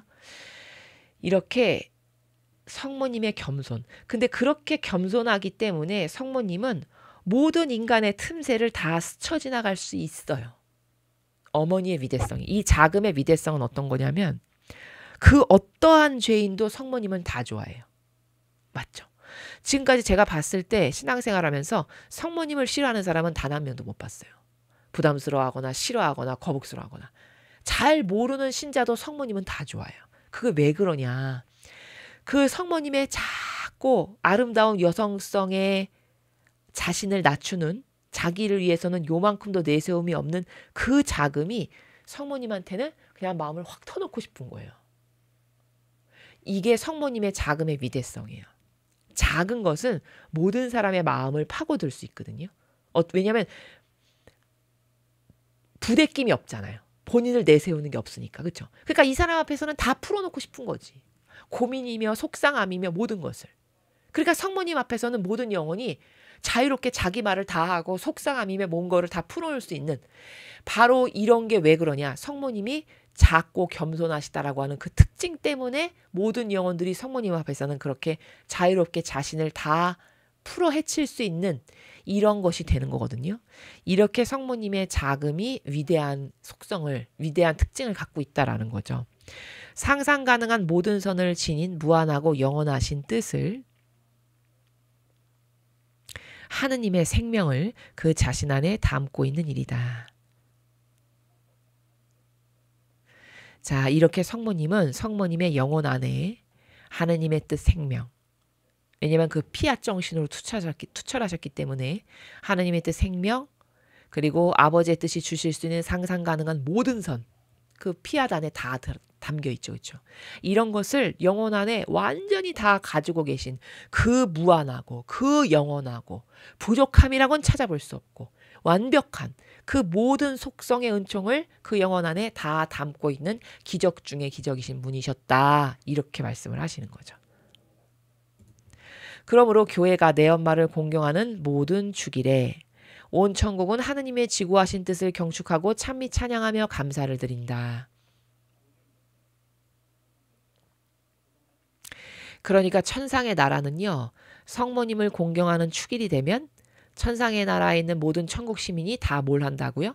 하느님의 지구하신 뜻을 경축하고 찬미 찬양하며 감사를 드린다고 했어요. 왜냐하면 그들은 내 엄마 안에서 하느님의 뜻의 생명을 보기 때문이다. 자, 겉은 성모님의 인성이신데 성모님의 내면은 온통 아름다운 하느님의 뜻 생명으로 가득 차 있기 때문에 성모님의 축일만 되면 그 성모님 안에 가득 차 있는 하느님의 뜻을 보면서 막 경축하고 기뻐하고 축일을 지낸다는 거예요. 행복하게. 그렇죠? 그 생명이 내 엄마가 대망의 구원자를 얻어내신 1차적인 원인이었던 것이다. 자, 그리고 성모님은 그렇게 하느님의 뜻으로만 가득하신 분이기 때문에 그런 성모님 안에 예수님이 오셔서 세상에 태어나시기가 하나도 부족함이 없는, 모자람이 없는, 지극히 타당하고 합당한, 왜? 역겨운 인간의 뜻이 없으니까. 그래서 대망의 구원자를 성모님의 태 안에 오게 하셔서 결국은 성모님을 통해서 예수님이 메시아가 그리스도가 이 세상에 오실 수 있게끔 이끌어내신 원인이셨다. 1차적인 그런 말이죠. 맞죠? 그래서 온 천국은 성모님의 아름다움을 찬미하고 경축한다. 즉 성모님의 아름다움을 찬미하고 경축한다는 건 다시 말하면 성모님 안에 있는 아버지의 뜻이 너무나도 퍼펙트하게 잘 보존되어 있으니까 그것을 보고 감탄에 마지 않는 이런 축제를 지낸다. 이런 말이죠. 그리고 그들이 천상 예루살렘을 차지하게 된 것도 그 피앗의 생명이 그분 안에 군림하여 다스렸기 때문이다. 자, 그들이, 이건 천상 시민을 두고 하는 말이죠. 그 천상 시민들이 천상 예루살렘을 차지하게 된 것도 피앗의 생명이 성모님 안에 군림해서 다스리셨기 때문이다. 이거는 무슨 말이냐면 이런 성모님의 피앗, 성모님께서 한평생 피앗의 정신만으로 사셨고 그걸 실천하셨던 분인데 그 성모님의 피앗과 하나 된 이들, 그런 이들도 그 성모님하고 하나됨으로써 피앗 정신을 나누어 받았기 때문에 천상의 시민이 된 거고 천상을 다스리는, 차지하는 자들이 된 거다라는 말입니다. 이 탁월한 피조물은 인간의 뜻이 닫아버린 하늘의 문을 열었고, 자, 탁월한 피조물이 성모님이죠? 성모님께서는 인간의 뜻이 닫아버린, 아담과 하하가 닫아버린 거 아니에요. 아담과 하하가 원죄를 저지르는 바람에 아버지께서 어떻게 하신 거예요? 야, 쟤네들이 저렇게 역겨운 인간의 뜻으로 자기들의 자애심과 이기심이나 따르고 사는 마귀로 변질됐는데 내가 쟤네들을 영원하게 살게 하면 안 되지 해서 불칼을 세워서 거기 못 오게 막아놓으셨잖아요. 그렇죠? 닫아버리신 거예요. 자격이 안 되니까. 그렇게 닫아버린 하늘의 문을 여신 분이죠. 성모님이. 그렇죠? 그리고 그분 안에 하느님 뜻의 생명을 형성한 것은 바로 하느님 뜻 자신이셨다. 그런 성모님의 영혼 안에 하느님의 뜻의 생명을 형성하셨다. 왜? 성모님이 그 아버지의 뜻만을 행하고 아버지 뜻만을 추구하고 피앗 정신으로만 무장되신 분이니까 그 아버지의 뜻이 그 영혼 안에 사시기에 합당하셨다라는 말이죠. 그러니 그들이 이 여왕을 기리는 한편 그분을 여왕으로 봉하시고 그분 안에서 다스리시며 스스로의 생명을 형성하시어 그들의 영원한 행복의 1차적 원인이 되신 지고한 피앗을 기리는 것은 마땅한 일이다. 그러니까 천상의 시민들이 성모님을 기리고 성모님을 여왕으로 봉하고 또 성모님 안에서 다스리고 성모님의 생명을 형성해서 그들의 영원한 행복의 1차적 원인이 되신 천상 시민들의 지금 1차적 행복의 원인이 되신 건 성모님이에요. 왜냐하면 성모님이 하늘의 문을 열었고 성모님 때문에 이런 피앗의 은총을 그들도 나누어 받을 수 있었고 성모님과 하나 됐다면 그렇죠. 1차적 원인이 되신 분이죠. 그런 분을 기리고 그분 안에 있는 피앗 정신을 기리는 건 지극히 당연한 거다 이런 말이죠. 따라서 내 뜻으로 하여금 자기를 다스리게 하는 피조물 내 뜻에 자유로운 털을 내주어 자기 안에 이 뜻의 생명을 기르게 하는 피조물이야말로 더없이 크고 놀라운 존재다. 그러니까 성모님이 하느님의 뜻이시여 저를 다스려 주십시오. 이렇게 하신 분 아니에요. 아버지 뜻에 제 뜻을 다 내어드립니다. 하고 아버지 뜻 의자에 자기 뜻을 꽁꽁 묶어 놓으셨어요. 다시는 저는 제 뜻을 안 씁니다. 이렇게. 그리고 아버지 뜻이 저를 다스려 주십시오. 이렇게 자기를 다스려 달라라고 자원하여 자기 뜻을 내놓으셨잖아요. 그렇죠? 그렇게 해서 내 뜻에 즉 하느님의 뜻에 자유로운 털을 내주어 스스로 내드린 거죠. 털을. 자기 안에 이 뜻의 생명을 기르게 하는 피조물이야말로 성모님을 지금 두고 말씀하시는 거예요. 더없이 크고 놀라운 존재다. 당연하죠. 여기 보면 첫 줄에 이런 말이 있죠. 내 뜻으로 하여금 자기를 다스리게 하는 피조물. 자, 성모님이 아버지 뜻이시여 저를 다스려 주세요. 이렇게 한 거잖아요. 이게 뭐냐면 다른 표현을 하면 이렇게 말할 수 있어요. 자기의 행위를 아버지께 맡겨드리는 사람이에요. 이런 사람이. 그러니까 행위를 맡겨드린다는 게 무슨 말이냐면 세상 모든 사람은 자기 기준으로 살잖아요. 근데 성모님은 자기 기준으로 안 살아. 그리고 자기의 행위를 아버지께 맡겨드려. 즉 다시 말하면 아버지의 기준, 아버지의 질서, 그 아버지가 이렇게 설정하신 아버지의 뜻, 그 기준에 근거하여 행하는 사람. 요게 행위를 맡겨드린 사람이라고 표현을 해요. 성모님은 그런 분이라는 거예요. 자기 행위를 맡겨드린 사람. 그 기준을 자기 기준으로 안 따르고 하느님의 뜻의 기준으로 뭐든지 다 따랐던 사람을 행위를 맡겨드린 사람이다. 이렇게 표현한다는 거예요. 그게 여기 지금 같은 말입니다. 그렇게 해서 털을 내줬다. 저를 다스려 주세요. 자기 털을 다 내드린 거죠. 저를 차지하세요. 이렇게. 그런 피조물이 성모님이셨다는 거예요. 그런 분이셔서 놀라운 존재다. 이렇게 표현하는 거고 그는 하늘과 땅과 하느님까지 움직일 수 있고 아무것도 하지 않은 것 같지만 모든 것을 다 한다. 그렇죠. 그러니까 이런 존재는 하늘과 땅과 하느님도 그 영혼이 청하는 것을 다 들어주시고 하느님을 움직이신다는 거예요. 왜? 자기를 위해서 하는 게 없으니까. 그렇죠. 그러니까 성모님의 기도는 막강한 거예요. 성모님의 기도는 거부할 수가 없는 거예요. 그래서 성경 어디에 나오죠? 자, 예수님의 첫 번째 기적 사건이 뭡니까? 가나 혼인잔치죠. 그 가나 혼인잔치 때 물을 포도주로 변화시킨 사건이잖아요. 근데 여러분 잘 보세요. 거기 놀라운 원리가 나와요. 그때 예수님이 뭐라고 말씀하셨냐? 여인이시여 아직 저의 때가 오지 않았습니다. 이렇게 말씀하셨어요. 성모님이 이 물을 포도주로 바꾸는 기적을 좀 해주셨으면 좋겠다라고 하는 의지를 내비치셨더니 아직 저의 때가 오지 않았습니다 했죠. 근데 성모님이 그 과방장들에게 과방장하고 그 시중 드는 사람들한테 저분이 시키는 대로 해라 이렇게 말씀하셨잖아요. 그렇게 하고 나니까 예수님이 결국에는 어떻게 하셨죠? 그 물을 포도주로 바꾸어 주셨죠. 자, 그러면 여기서 놀라운 기도의 원리를 우리가 캐치할 수 있는데 뭐냐? 아, 성모님의 청을 예수님은 거절하지 않으시는구나예요. 그러면 도대체 왜 성모님의 청을 아직 때가 오지 않았다라고 말씀하셨는데도 불구하고 들어주셨을까? 그게 바로 오늘 우리가 배운 것처럼 여기 하늘과 땅과 하느님까지도 움직인다고 했죠. 그런 존재가. 왜 움직이실 수밖에 없죠? 자기 뜻으로 하는 게 아무것도 없어. 그러니까 그 영혼이 청원 드리는 건 다 타당해. 왜? 역겨운 마귀가 청하는 게 아니니까 자기를 위해서. 다 하느님을 위해서 진리를 보호하기 위해서 아버지 뜻을 이루기 위해서 사랑하는 아버지의 백성들을 위해서니까. 그러니까 들어줄 수밖에 없는 거예요. 게다가 성모님은 예수님하고 아버지랑 완전히 하나 되신 분이죠. 자기 뜻이 없어요. 여기 지금 구구절절히 말씀하신 것처럼. 그러니까 완전히 하나 된 자가 무엇을 청해? 그럼 안 들어줄 수가 있나요? 들어줄 수밖에 없죠. 그렇죠. 그래서 이 비밀이 뭐냐? 기도를 할 때 그래서 성모님께 기도를 하는 거예요. 우리가. 이건 질서상으로도 맞고 성모님이 청하시면 안 들어주실 수가 없다라고 하는 이 키포인트를 우리가 성경을 통해서 아니까. 그러니까 질서상으로도 맞는 건 뭐냐면 다이렉트로 하느님께 드리는 건 이건 무질서한 거예요. 기본 질서의 가치관념이 없는 사람인 거예요. 무질서하게 막 살아서. 아니 어떤 인간이 이 역겨운 지상의 법을 따르는 인간도 대통령한테 다이렉트로 뭘 합니까? 가능해요 그게? 만나주지도 않겠죠? 그쵸? 그럼 이건 질서 체계라는 게 있는 거 아니에요? 보고 체계가 있고 역겨운 인간의 뜻으로 살아가는 지상세계도. 근데 하늘에 그런 질서가 없다고요? 말이 안 되죠 이거는. 그쵸?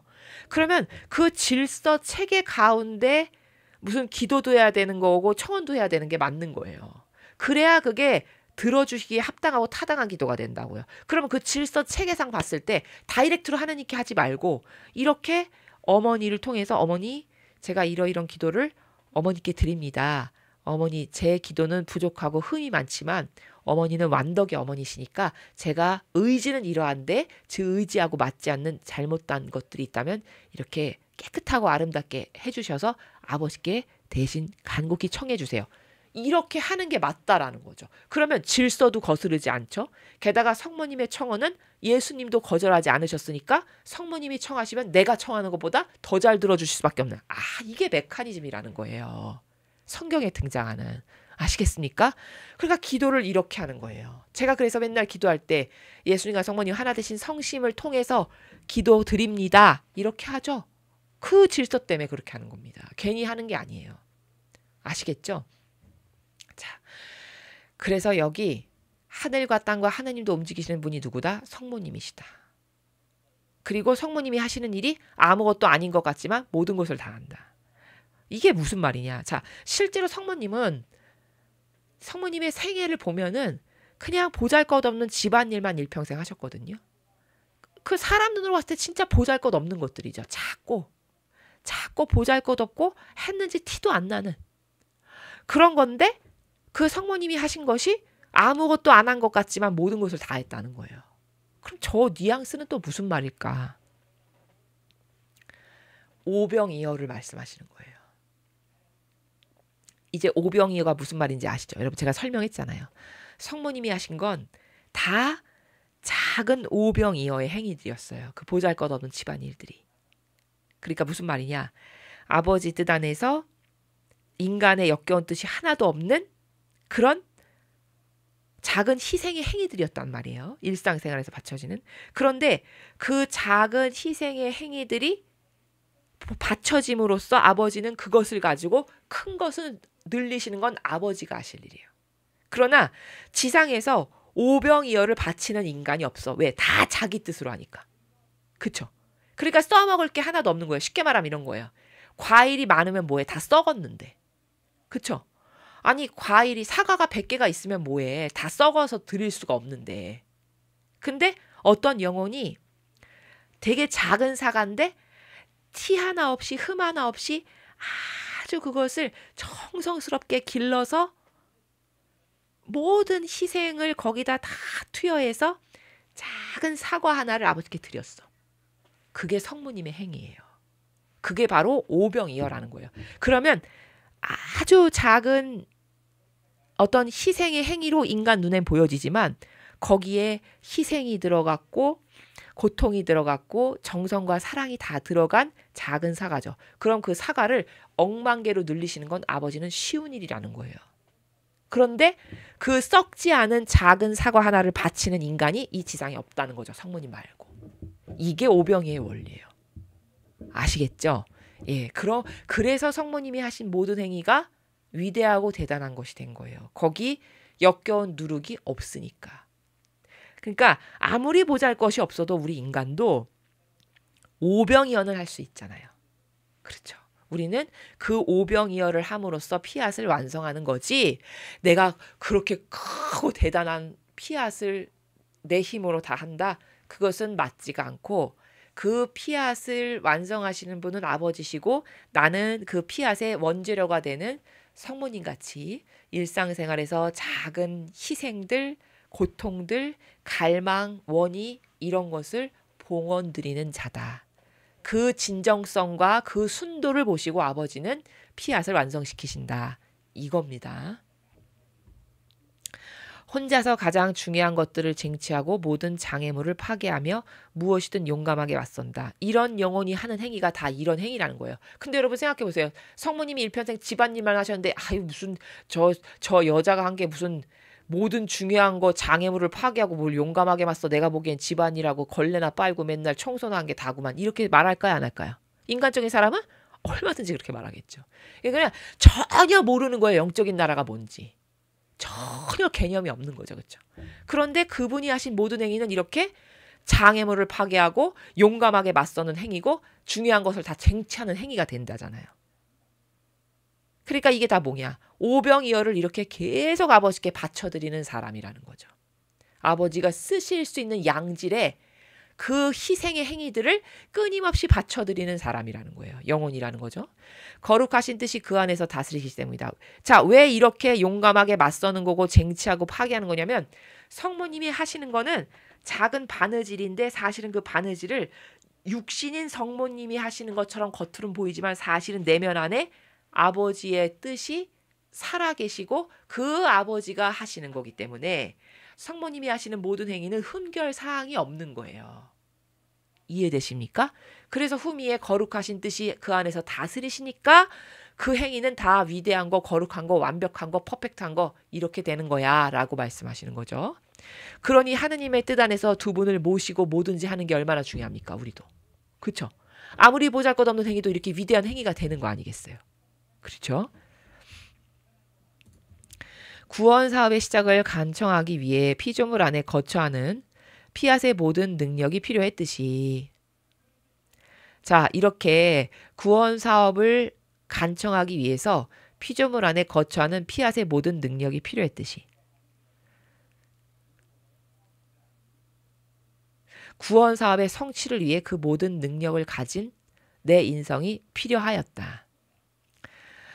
아버지가 구원 사업을 이 지상에 펼쳐야 되는데 펼치려다 보니까 피앗으로 점철된 영혼 하나가 필요했다는 거예요. 그래야 그 영혼을 통해서 예수님이 오시죠. 그렇죠? 그게 그렇게 해서 선택되신 분이 성모님이시라는 거예요. 그렇죠? 지금 그 말을 하시는 거죠. 12절의 첫 번째 문장은 그 뜻이에요. 구원 사업의 성취를 위해서 모든 능력을 가진 내 인성이 필요하였다. 자, 예수님이 인성을 가지고 이 지상에 오실 수밖에 없었어요. 여기 지금 그 모든 능력을 가진 내 인성. 예수님이 인성의 모습을 띠고 지상에 올 수밖에 없었다는 거예요. 필수 불가결한 조건이었다는 거예요. 왜냐하면 인성이 지은 죄를 인성이 다 되갚아야 되니까. 자, 아담과 하와라고 하는 인성이 지은 죄를 똑같은 인성으로 갚아야만 그게 똑바로 배상보속이 되는 거거든요. 그 원리가 어디 나오면 눈은 눈으로 이는 이로. 이게 바로 그 원리예요. 인간이 죄를 지었으니까 인간의 인성이 갚아야 되는 거예요. 여자가 죄악의 근원이니까 여자로 되돌려야 돼요. 그래서 성모님이 필요하셨던 거예요. 하와가 죄를 지었으니까 똑같은 여인으로 되돌려야 되는데 그러면 그 죄악을 뒤집어서 엎을 자기 뜻은 전혀 안 따르고 피앗의 정신으로 완전히 순결한 여인이 하나 필요했는데 그게 성모님이셨다는 거죠. 이게 눈은 눈으로 이는 이로예요. 자, 그래서 예수님이 인성을 가지고 이 지상에 오실 필요가 있었던 거예요. 왜? 인간의 인성이 죄를 졌으니까.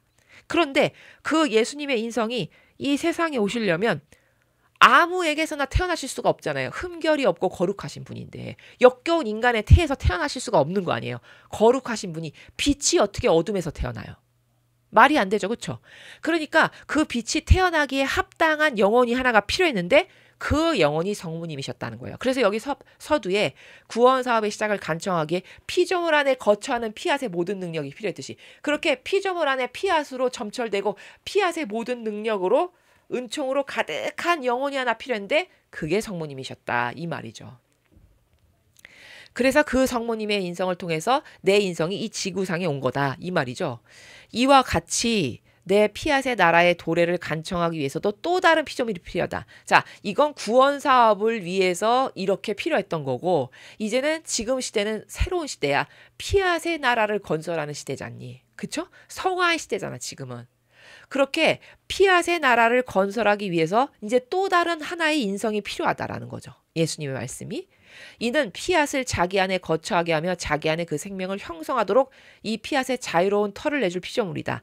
자, 성모님이 제 인성을 아버지 완전히 차지하십시오 해서 성모님의 인성을 피앗이라고 하는 아버지의 뜻이 차지하셔서 그 태 안에 예수님이 오셔서 탄생하심으로써 구원 사업을 완성하셨듯이 이제는 새로운 시대, 피앗의 나라를 완성하는 시대, 다시 말해서 구원 사업의 시대는 이제 지나갔고 성화의 시대가 지금 도래했잖아요. 그 성화의 시대를 완성하기 위한 새로운 영혼이 하나 필요한데 그게 바로 루이사 피카레타라는 말을 지금 하는 거예요. 그래서 그 영혼 안에 자유로운 털을 또 피앗을 건설하기 위해서 자기 영혼의 자유로운 털을 내줄 그런 영혼이 하나 나에게 또 필요하게 되었다라는 말이죠. 그래서 자기 행위를 맡겨드리고 오병이어를 할 새로운 영혼이 또 하나 필요하다. 피앗의 나라를 건설하기 위해 이 말씀이죠. 그러면 내 뜻이 그를 통하여 하나이며 가장 중요한 기적을 완수하리니 곧 내 뜻이 하늘에서와 같이 땅에서도 다스리러 오는 일이다. 자, 그렇게 지금까지 하느님의 뜻이 하늘만 다스리시고 땅을 못 다스리시는 거 아니에요. 역겨운 인간의 뜻이 다 통치하고 지배하고 지금 저렇게 카발이며 빨갱이며 프리메이슨이며 일루미나티며 적그리스도가 완전히 장악하고 빨갱이가 잡아먹어가지고 지금 이 나라도 이렇게 된 거잖아요. 온통 인간의 뜻으로 가득하잖아요. 그쵸? 이러한 시대에 아버지의 뜻이 오셔서 하늘을 다스리신 것처럼 이제 땅을 다스리는, 그래서 천상과 천하를 다 다스리는 걸로 완성을 하는, 퍼펙트한 완성을 이루는, 이것을 이 마지막 시대에 지금 아버지가 하시는 게 목적이란 말이에요. 근데 그걸 하려면 성모님과 같은 매개체요 도구가 또 하나 필요하다는 거죠. 그걸로 선택된 사람이 여기 루이사 피카레타라는 거예요. 지금 그 말씀을 하시는 거예요. 그렇죠? 이것이 인류 가족 안에 거룩한 균형을 잡을 가장 중요한 일이기에 내가 네 안에서 위대한 일을 하고 있다. 그래서 너를 은총으로 선택을 해서 네 안에서 내가 피앗의 나라를 건설하기 위해서 이제 지상도 내가 다스리실 수 있게 하기 위해서 위대한 일을 하고 있는 거야. 이런 말이죠. 여기 거룩한 균형이라는 거는 천상과 천하가 이제 균형을 잡아서 천상만 다스렸는데 천하도 이 지상도 다스리는 이 균형을 잡을 수 있는 매개체의 도구가 필요해. 이 말씀입니다. 나의 이 나라를 아는 데 필요하고 합당한 모든 것을 네 안에 집중시키는 것이다. 그것은 내 뜻이 주길 원하는 위대한 선, 내 뜻 안에서 살게 될 사람들의 행복, 여러 세기에 걸친 내 뜻의 역사와 그 오랜 고통이다. 자, 루이사 피카레타를 통해서 하느님의 뜻이 우리 인류에게 주시는 위대한 선이 뭔지 지금 우리가 이렇게 배우고 있는 거죠. 어떤 위대한 선을 주실 건지, 또 내 뜻 안에서 살게 될 사람들의 행복, 우리가 어떤 지복을 누리게 될 사람들이 될 건지 계속 이걸 알리는 거예요. 이 영혼을 통해서. 또 여러 세기에 걸친 내 뜻의 역사, 지금 수세기에 걸쳐서 무려 지금 6,000년이 지나면서 아버지가 마지막으로 맺으실 열매, 하느님의 뜻 피앗의 자녀들을 만드시는 게 아버지의 마지막 이 거대한 사명의 완수인데, 그 오랜 역사, 그리고 여기 오랜 고통은 뭐냐면 아직도 그것이 구현되지 않아서 몸살을 앓고 있는 이 고통들, 지금 우리가 몸살을 앓고 있는 거죠. 이 나라가. 미국도 마찬가지고 전 인류도 마찬가지고 그 하느님의 뜻 피앗의 정신에 완전히 순종하여 자발적으로 그 정신을 제 정신이 되게 하겠습니다 해서 완성해서 그 피앗으로 살아갈 자녀를, 그 열매를 보시고자 하시는 게 아버지의 수천 년간의 기다림의 마지막 하이라이트의 정점을 찍을 목표인데, 그것을 이루는 동안 너무나도 많은 고통들이 지금까지 역사적으로 점철돼 왔음을 말씀하시는 거죠. 그래서 오랜 고통이에요. 그래도 나는 반드시 이걸 이룬다가 뉘앙스적으로 지금 여기 함축적으로 포함되어 있는 겁니다, 여러분. 내 뜻의 그 고통은 내 뜻이 피조물을 행복하게 해주려고 그들 가운데 와서 다스리기를 원하건만 그들은 문을 열어주지 않고 내 뜻을 열망하지도 초대하지도 않는 데서 오는 고통이다. 자, 어떤 고통인지 말씀하고 계시죠. 아버지가 지금 피앗의 자녀들을 곤란해서 이 어려운 어둠 가운데서 누가 내 뜻 피앗에 올바르게 반영하나 유심히 봐가지고 그걸 곤란해서 걔네들을 선별해서 내 뜻의 피앗의 나라의 아름다운 영혼이다. 자, 봐라. 그래서 그걸 천상에 가져다 놓을 그 영혼을 골라내고 그들을 양육시키고 하는 것이 아버지 목적인데, 얼마나 이것을 하는 게 어렵냐면 문도 열어주지 않고 아버지 뜻에게. 여러분 인류의 마음 안에 아버지 뜻이시여 저 와서 어서 다스려 주세요. 이런 거 말할 사람 있을 것 같으십니까? 거의 없겠죠. 이 영성을 모르고서는 그걸 청하지도 원할 수도 없겠죠. 모르는데 어떻게 청하겠습니까? 그리고 내 뜻을 열망하지도 초대하지도 않아. 모르는데 어떻게 열망하고 어떻게 초대합니까? 예? 아니 효용과 가치를 알아야 그걸 초대도 하고 열망도 하죠. 그렇죠? 아니 전하는 사람이 없는데 어떻게 가치를 알아보고 열망을 하고 초대를 하겠어요. 그러니까 그런 영혼이 거의 없으니까 너무 고통스러우신 거예요. 하느님이 원하시는 바가 뭔지, 그게 얼마나 위대한 축복이고 지복인지, 그건 인류 역사상 과거의 구약시대는 알지도 못하고 듣도 보도 못한 은총인데 그런 걸 원하는 사람도 없지, 전하는 사람도 똑바로 없지, 오히려 박해하면서 전하면 이상한 사입이네 이단이네 하면서 가로막지, 미친 마귀짓은 계속하지, 빨갱이에게나 동조하고 협력하지. 이러니 얼마나 고통스러우시겠습니까? 그 고통을 지금 고백하시는 거죠. 그들은 또한 내 뜻이 그들 가운데 있지만 알아보지 못한다. 자, 여러분 마음 안에 하느님 아버지께서 살아가신다고 했죠. 근데 찾습니까? 아마 24시간 동안 단 한 번도 안 찾는 사람이 거의 다일 거예요. 본인이 아침에 눈 떠서 잠자리에 들 때까지 하루 종일 하느님 아버지를 의식하거나 찾지조차 않는 사람이 거의 답니다. 그쵸? 그러면은 고문하는 거지. 마음 안에 계시라고 하고는 숨도 못 쉬게 해드리는 거죠. 찾지 않으면 숨을 못 쉬시는 거죠. 이 얼마나 큰 고문이겠습니까? 그런 수준을 말씀하시는 거예요. 그러니 오직 하느님의 뜻만이 아무도 이길 수 없는 인내심으로 그들 가운데 있으면서 생명을 줄 수 있고, 그런데도 찾지도 않고 찾아보지도 않고 의식조차도 안 하는데 내 마음 안에 계시면서 내 심장을 계속 뛰게 하시잖아요. 생명을 주고 있다라는 거죠. 이길 수 없는 인내심으로, 아무도 이길 수 없는 인내심을 가지고. 인간 같으면 승질나서 그냥 코도 다 막아버리고 심장도 오늘부로 딱 멈추면 그만인데, 하느님은 불구하고 그래도 제가 언젠가는 나를 알아볼 날이 있겠지. 언젠가는 회개할 날이 있겠지. 이런 엄청난 인내심을 가지고 오늘도 내 심장을 뛰게 하시고 내가 코로 숨쉬게 하시고 내 혈액을 돌게 하신다는 거죠. 이런 아버지의 고통을 지금 토로하시는 거예요. 그들이 알아보지 못하는 것도 참고 견딜 수 있을 뿐이다. 하느님 뜻만이. 위대한 인내심을 가지고. 이런 말씀이시죠?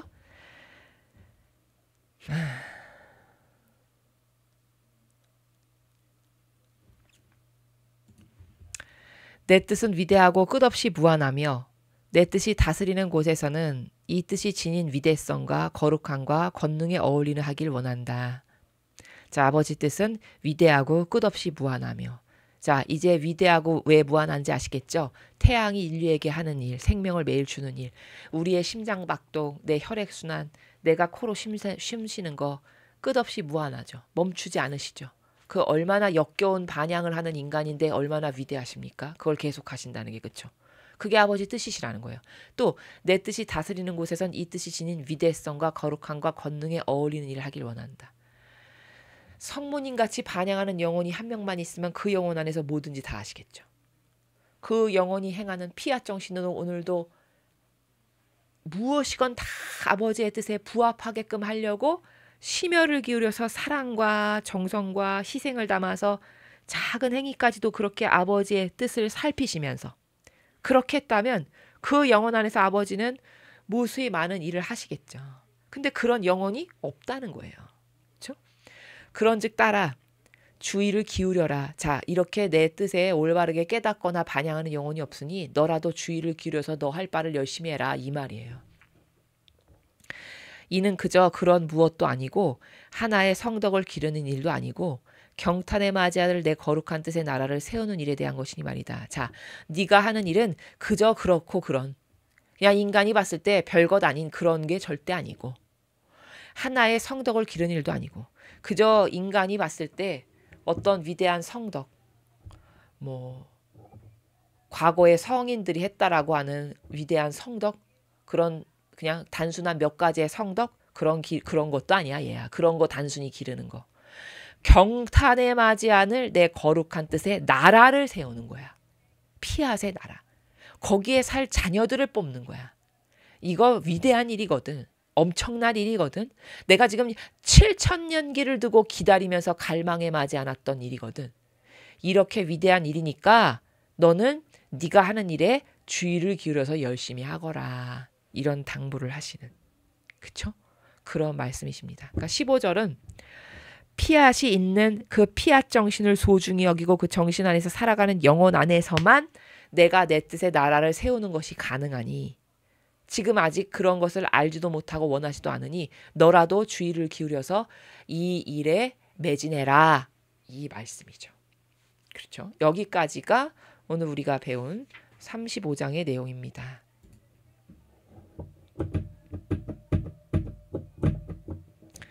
예. 오늘 우리가 35장을 배울 때 서두에 두 가지 관점 말씀드렸죠. 하느님의 뜻이 끊임없이 지속되는 단일행위다라는 거. 자, 이제 여러분 제가 단어 하나하나 설명했으니까 이해가 가시죠? 왜 하느님의 뜻은 끊임없이 지속되는 단일행위인지. 그 다음에 두 번째 관점은 온 천국이 성모님의 축일마다 하느님의 뜻을 기리며 기뻐하고 축제를 연다. 그게 왜냐하면 성모님 안에 아버지의 뜻이 어떻게 살아 숨쉬시며 무엇을 행하셨는지를 천국 사람들은 다 보니까. 그러니까 저렇게 위대한 인물이 저렇게 위대한 영혼이 있었구나. 하느님의 뜻을 저렇게 퍼펙트하게 완성하신 분이 계셨구나 해서 성모님의 축일만 되면 그 하느님의 뜻을 기리며 경배하며 찬미하며 축제를 막 벌이는 이런 일이 천상에서 벌어진다는 거죠. 근데 지금은 그것보다 더 위대한 하느님 뜻의 나라를 건설하는 하느님 뜻 피앗의 나라를 건설하는 일에 우리가 초대받은 거죠. 여러분이 초대받으시고. 그럼 그 피앗의 정신으로 고무적인 것이 되어야겠죠. 자, 오늘 우리가 배운 요 두 가지 관점을 여러분의 마음과 정신 안에 잘 새기셔서 어떻게 하면 더 내가 피앗의 자녀답게 올바르게 반영을 할까? 어떻게 하면 더 아버지랑 하나 될까? 그렇게 피앗의 정신으로 하느님과 완전히 용해되어 하나 된 상태에서 우리가 기도를 하면 그러면 그것의 효용과 가치가 엄청나게 극대화돼서 그런 정신에서 나라를 위한 기도를 했다. 그런 정신에서 나라를 위한 고행과 걷기를 했다. 그럼 이것은 지금 당장 개입하셔서 무엇을 하실 수 있는 위대한 행위를 우리가 하는 겁니다. 자, 이런 것에 이런 가치에 우리가 망각하지 말고 자꾸 내 자신을 그것으로 고무시키고 고취시켜서 우리만이라도 여러분 이 정신세계에서 앞으로도 우리가 끊임없이 싸워나가야 할 이 마귀와의 전투에서 지치지 않고 끊임없이 각자 여러분의 위치에서 많은 희생, 고통을 사랑하고 배상과 보속을 드리셨으면 좋겠습니다. 이상으로 천상의 책 20권 35장 해설 강의를 마치겠습니다. 감사합니다.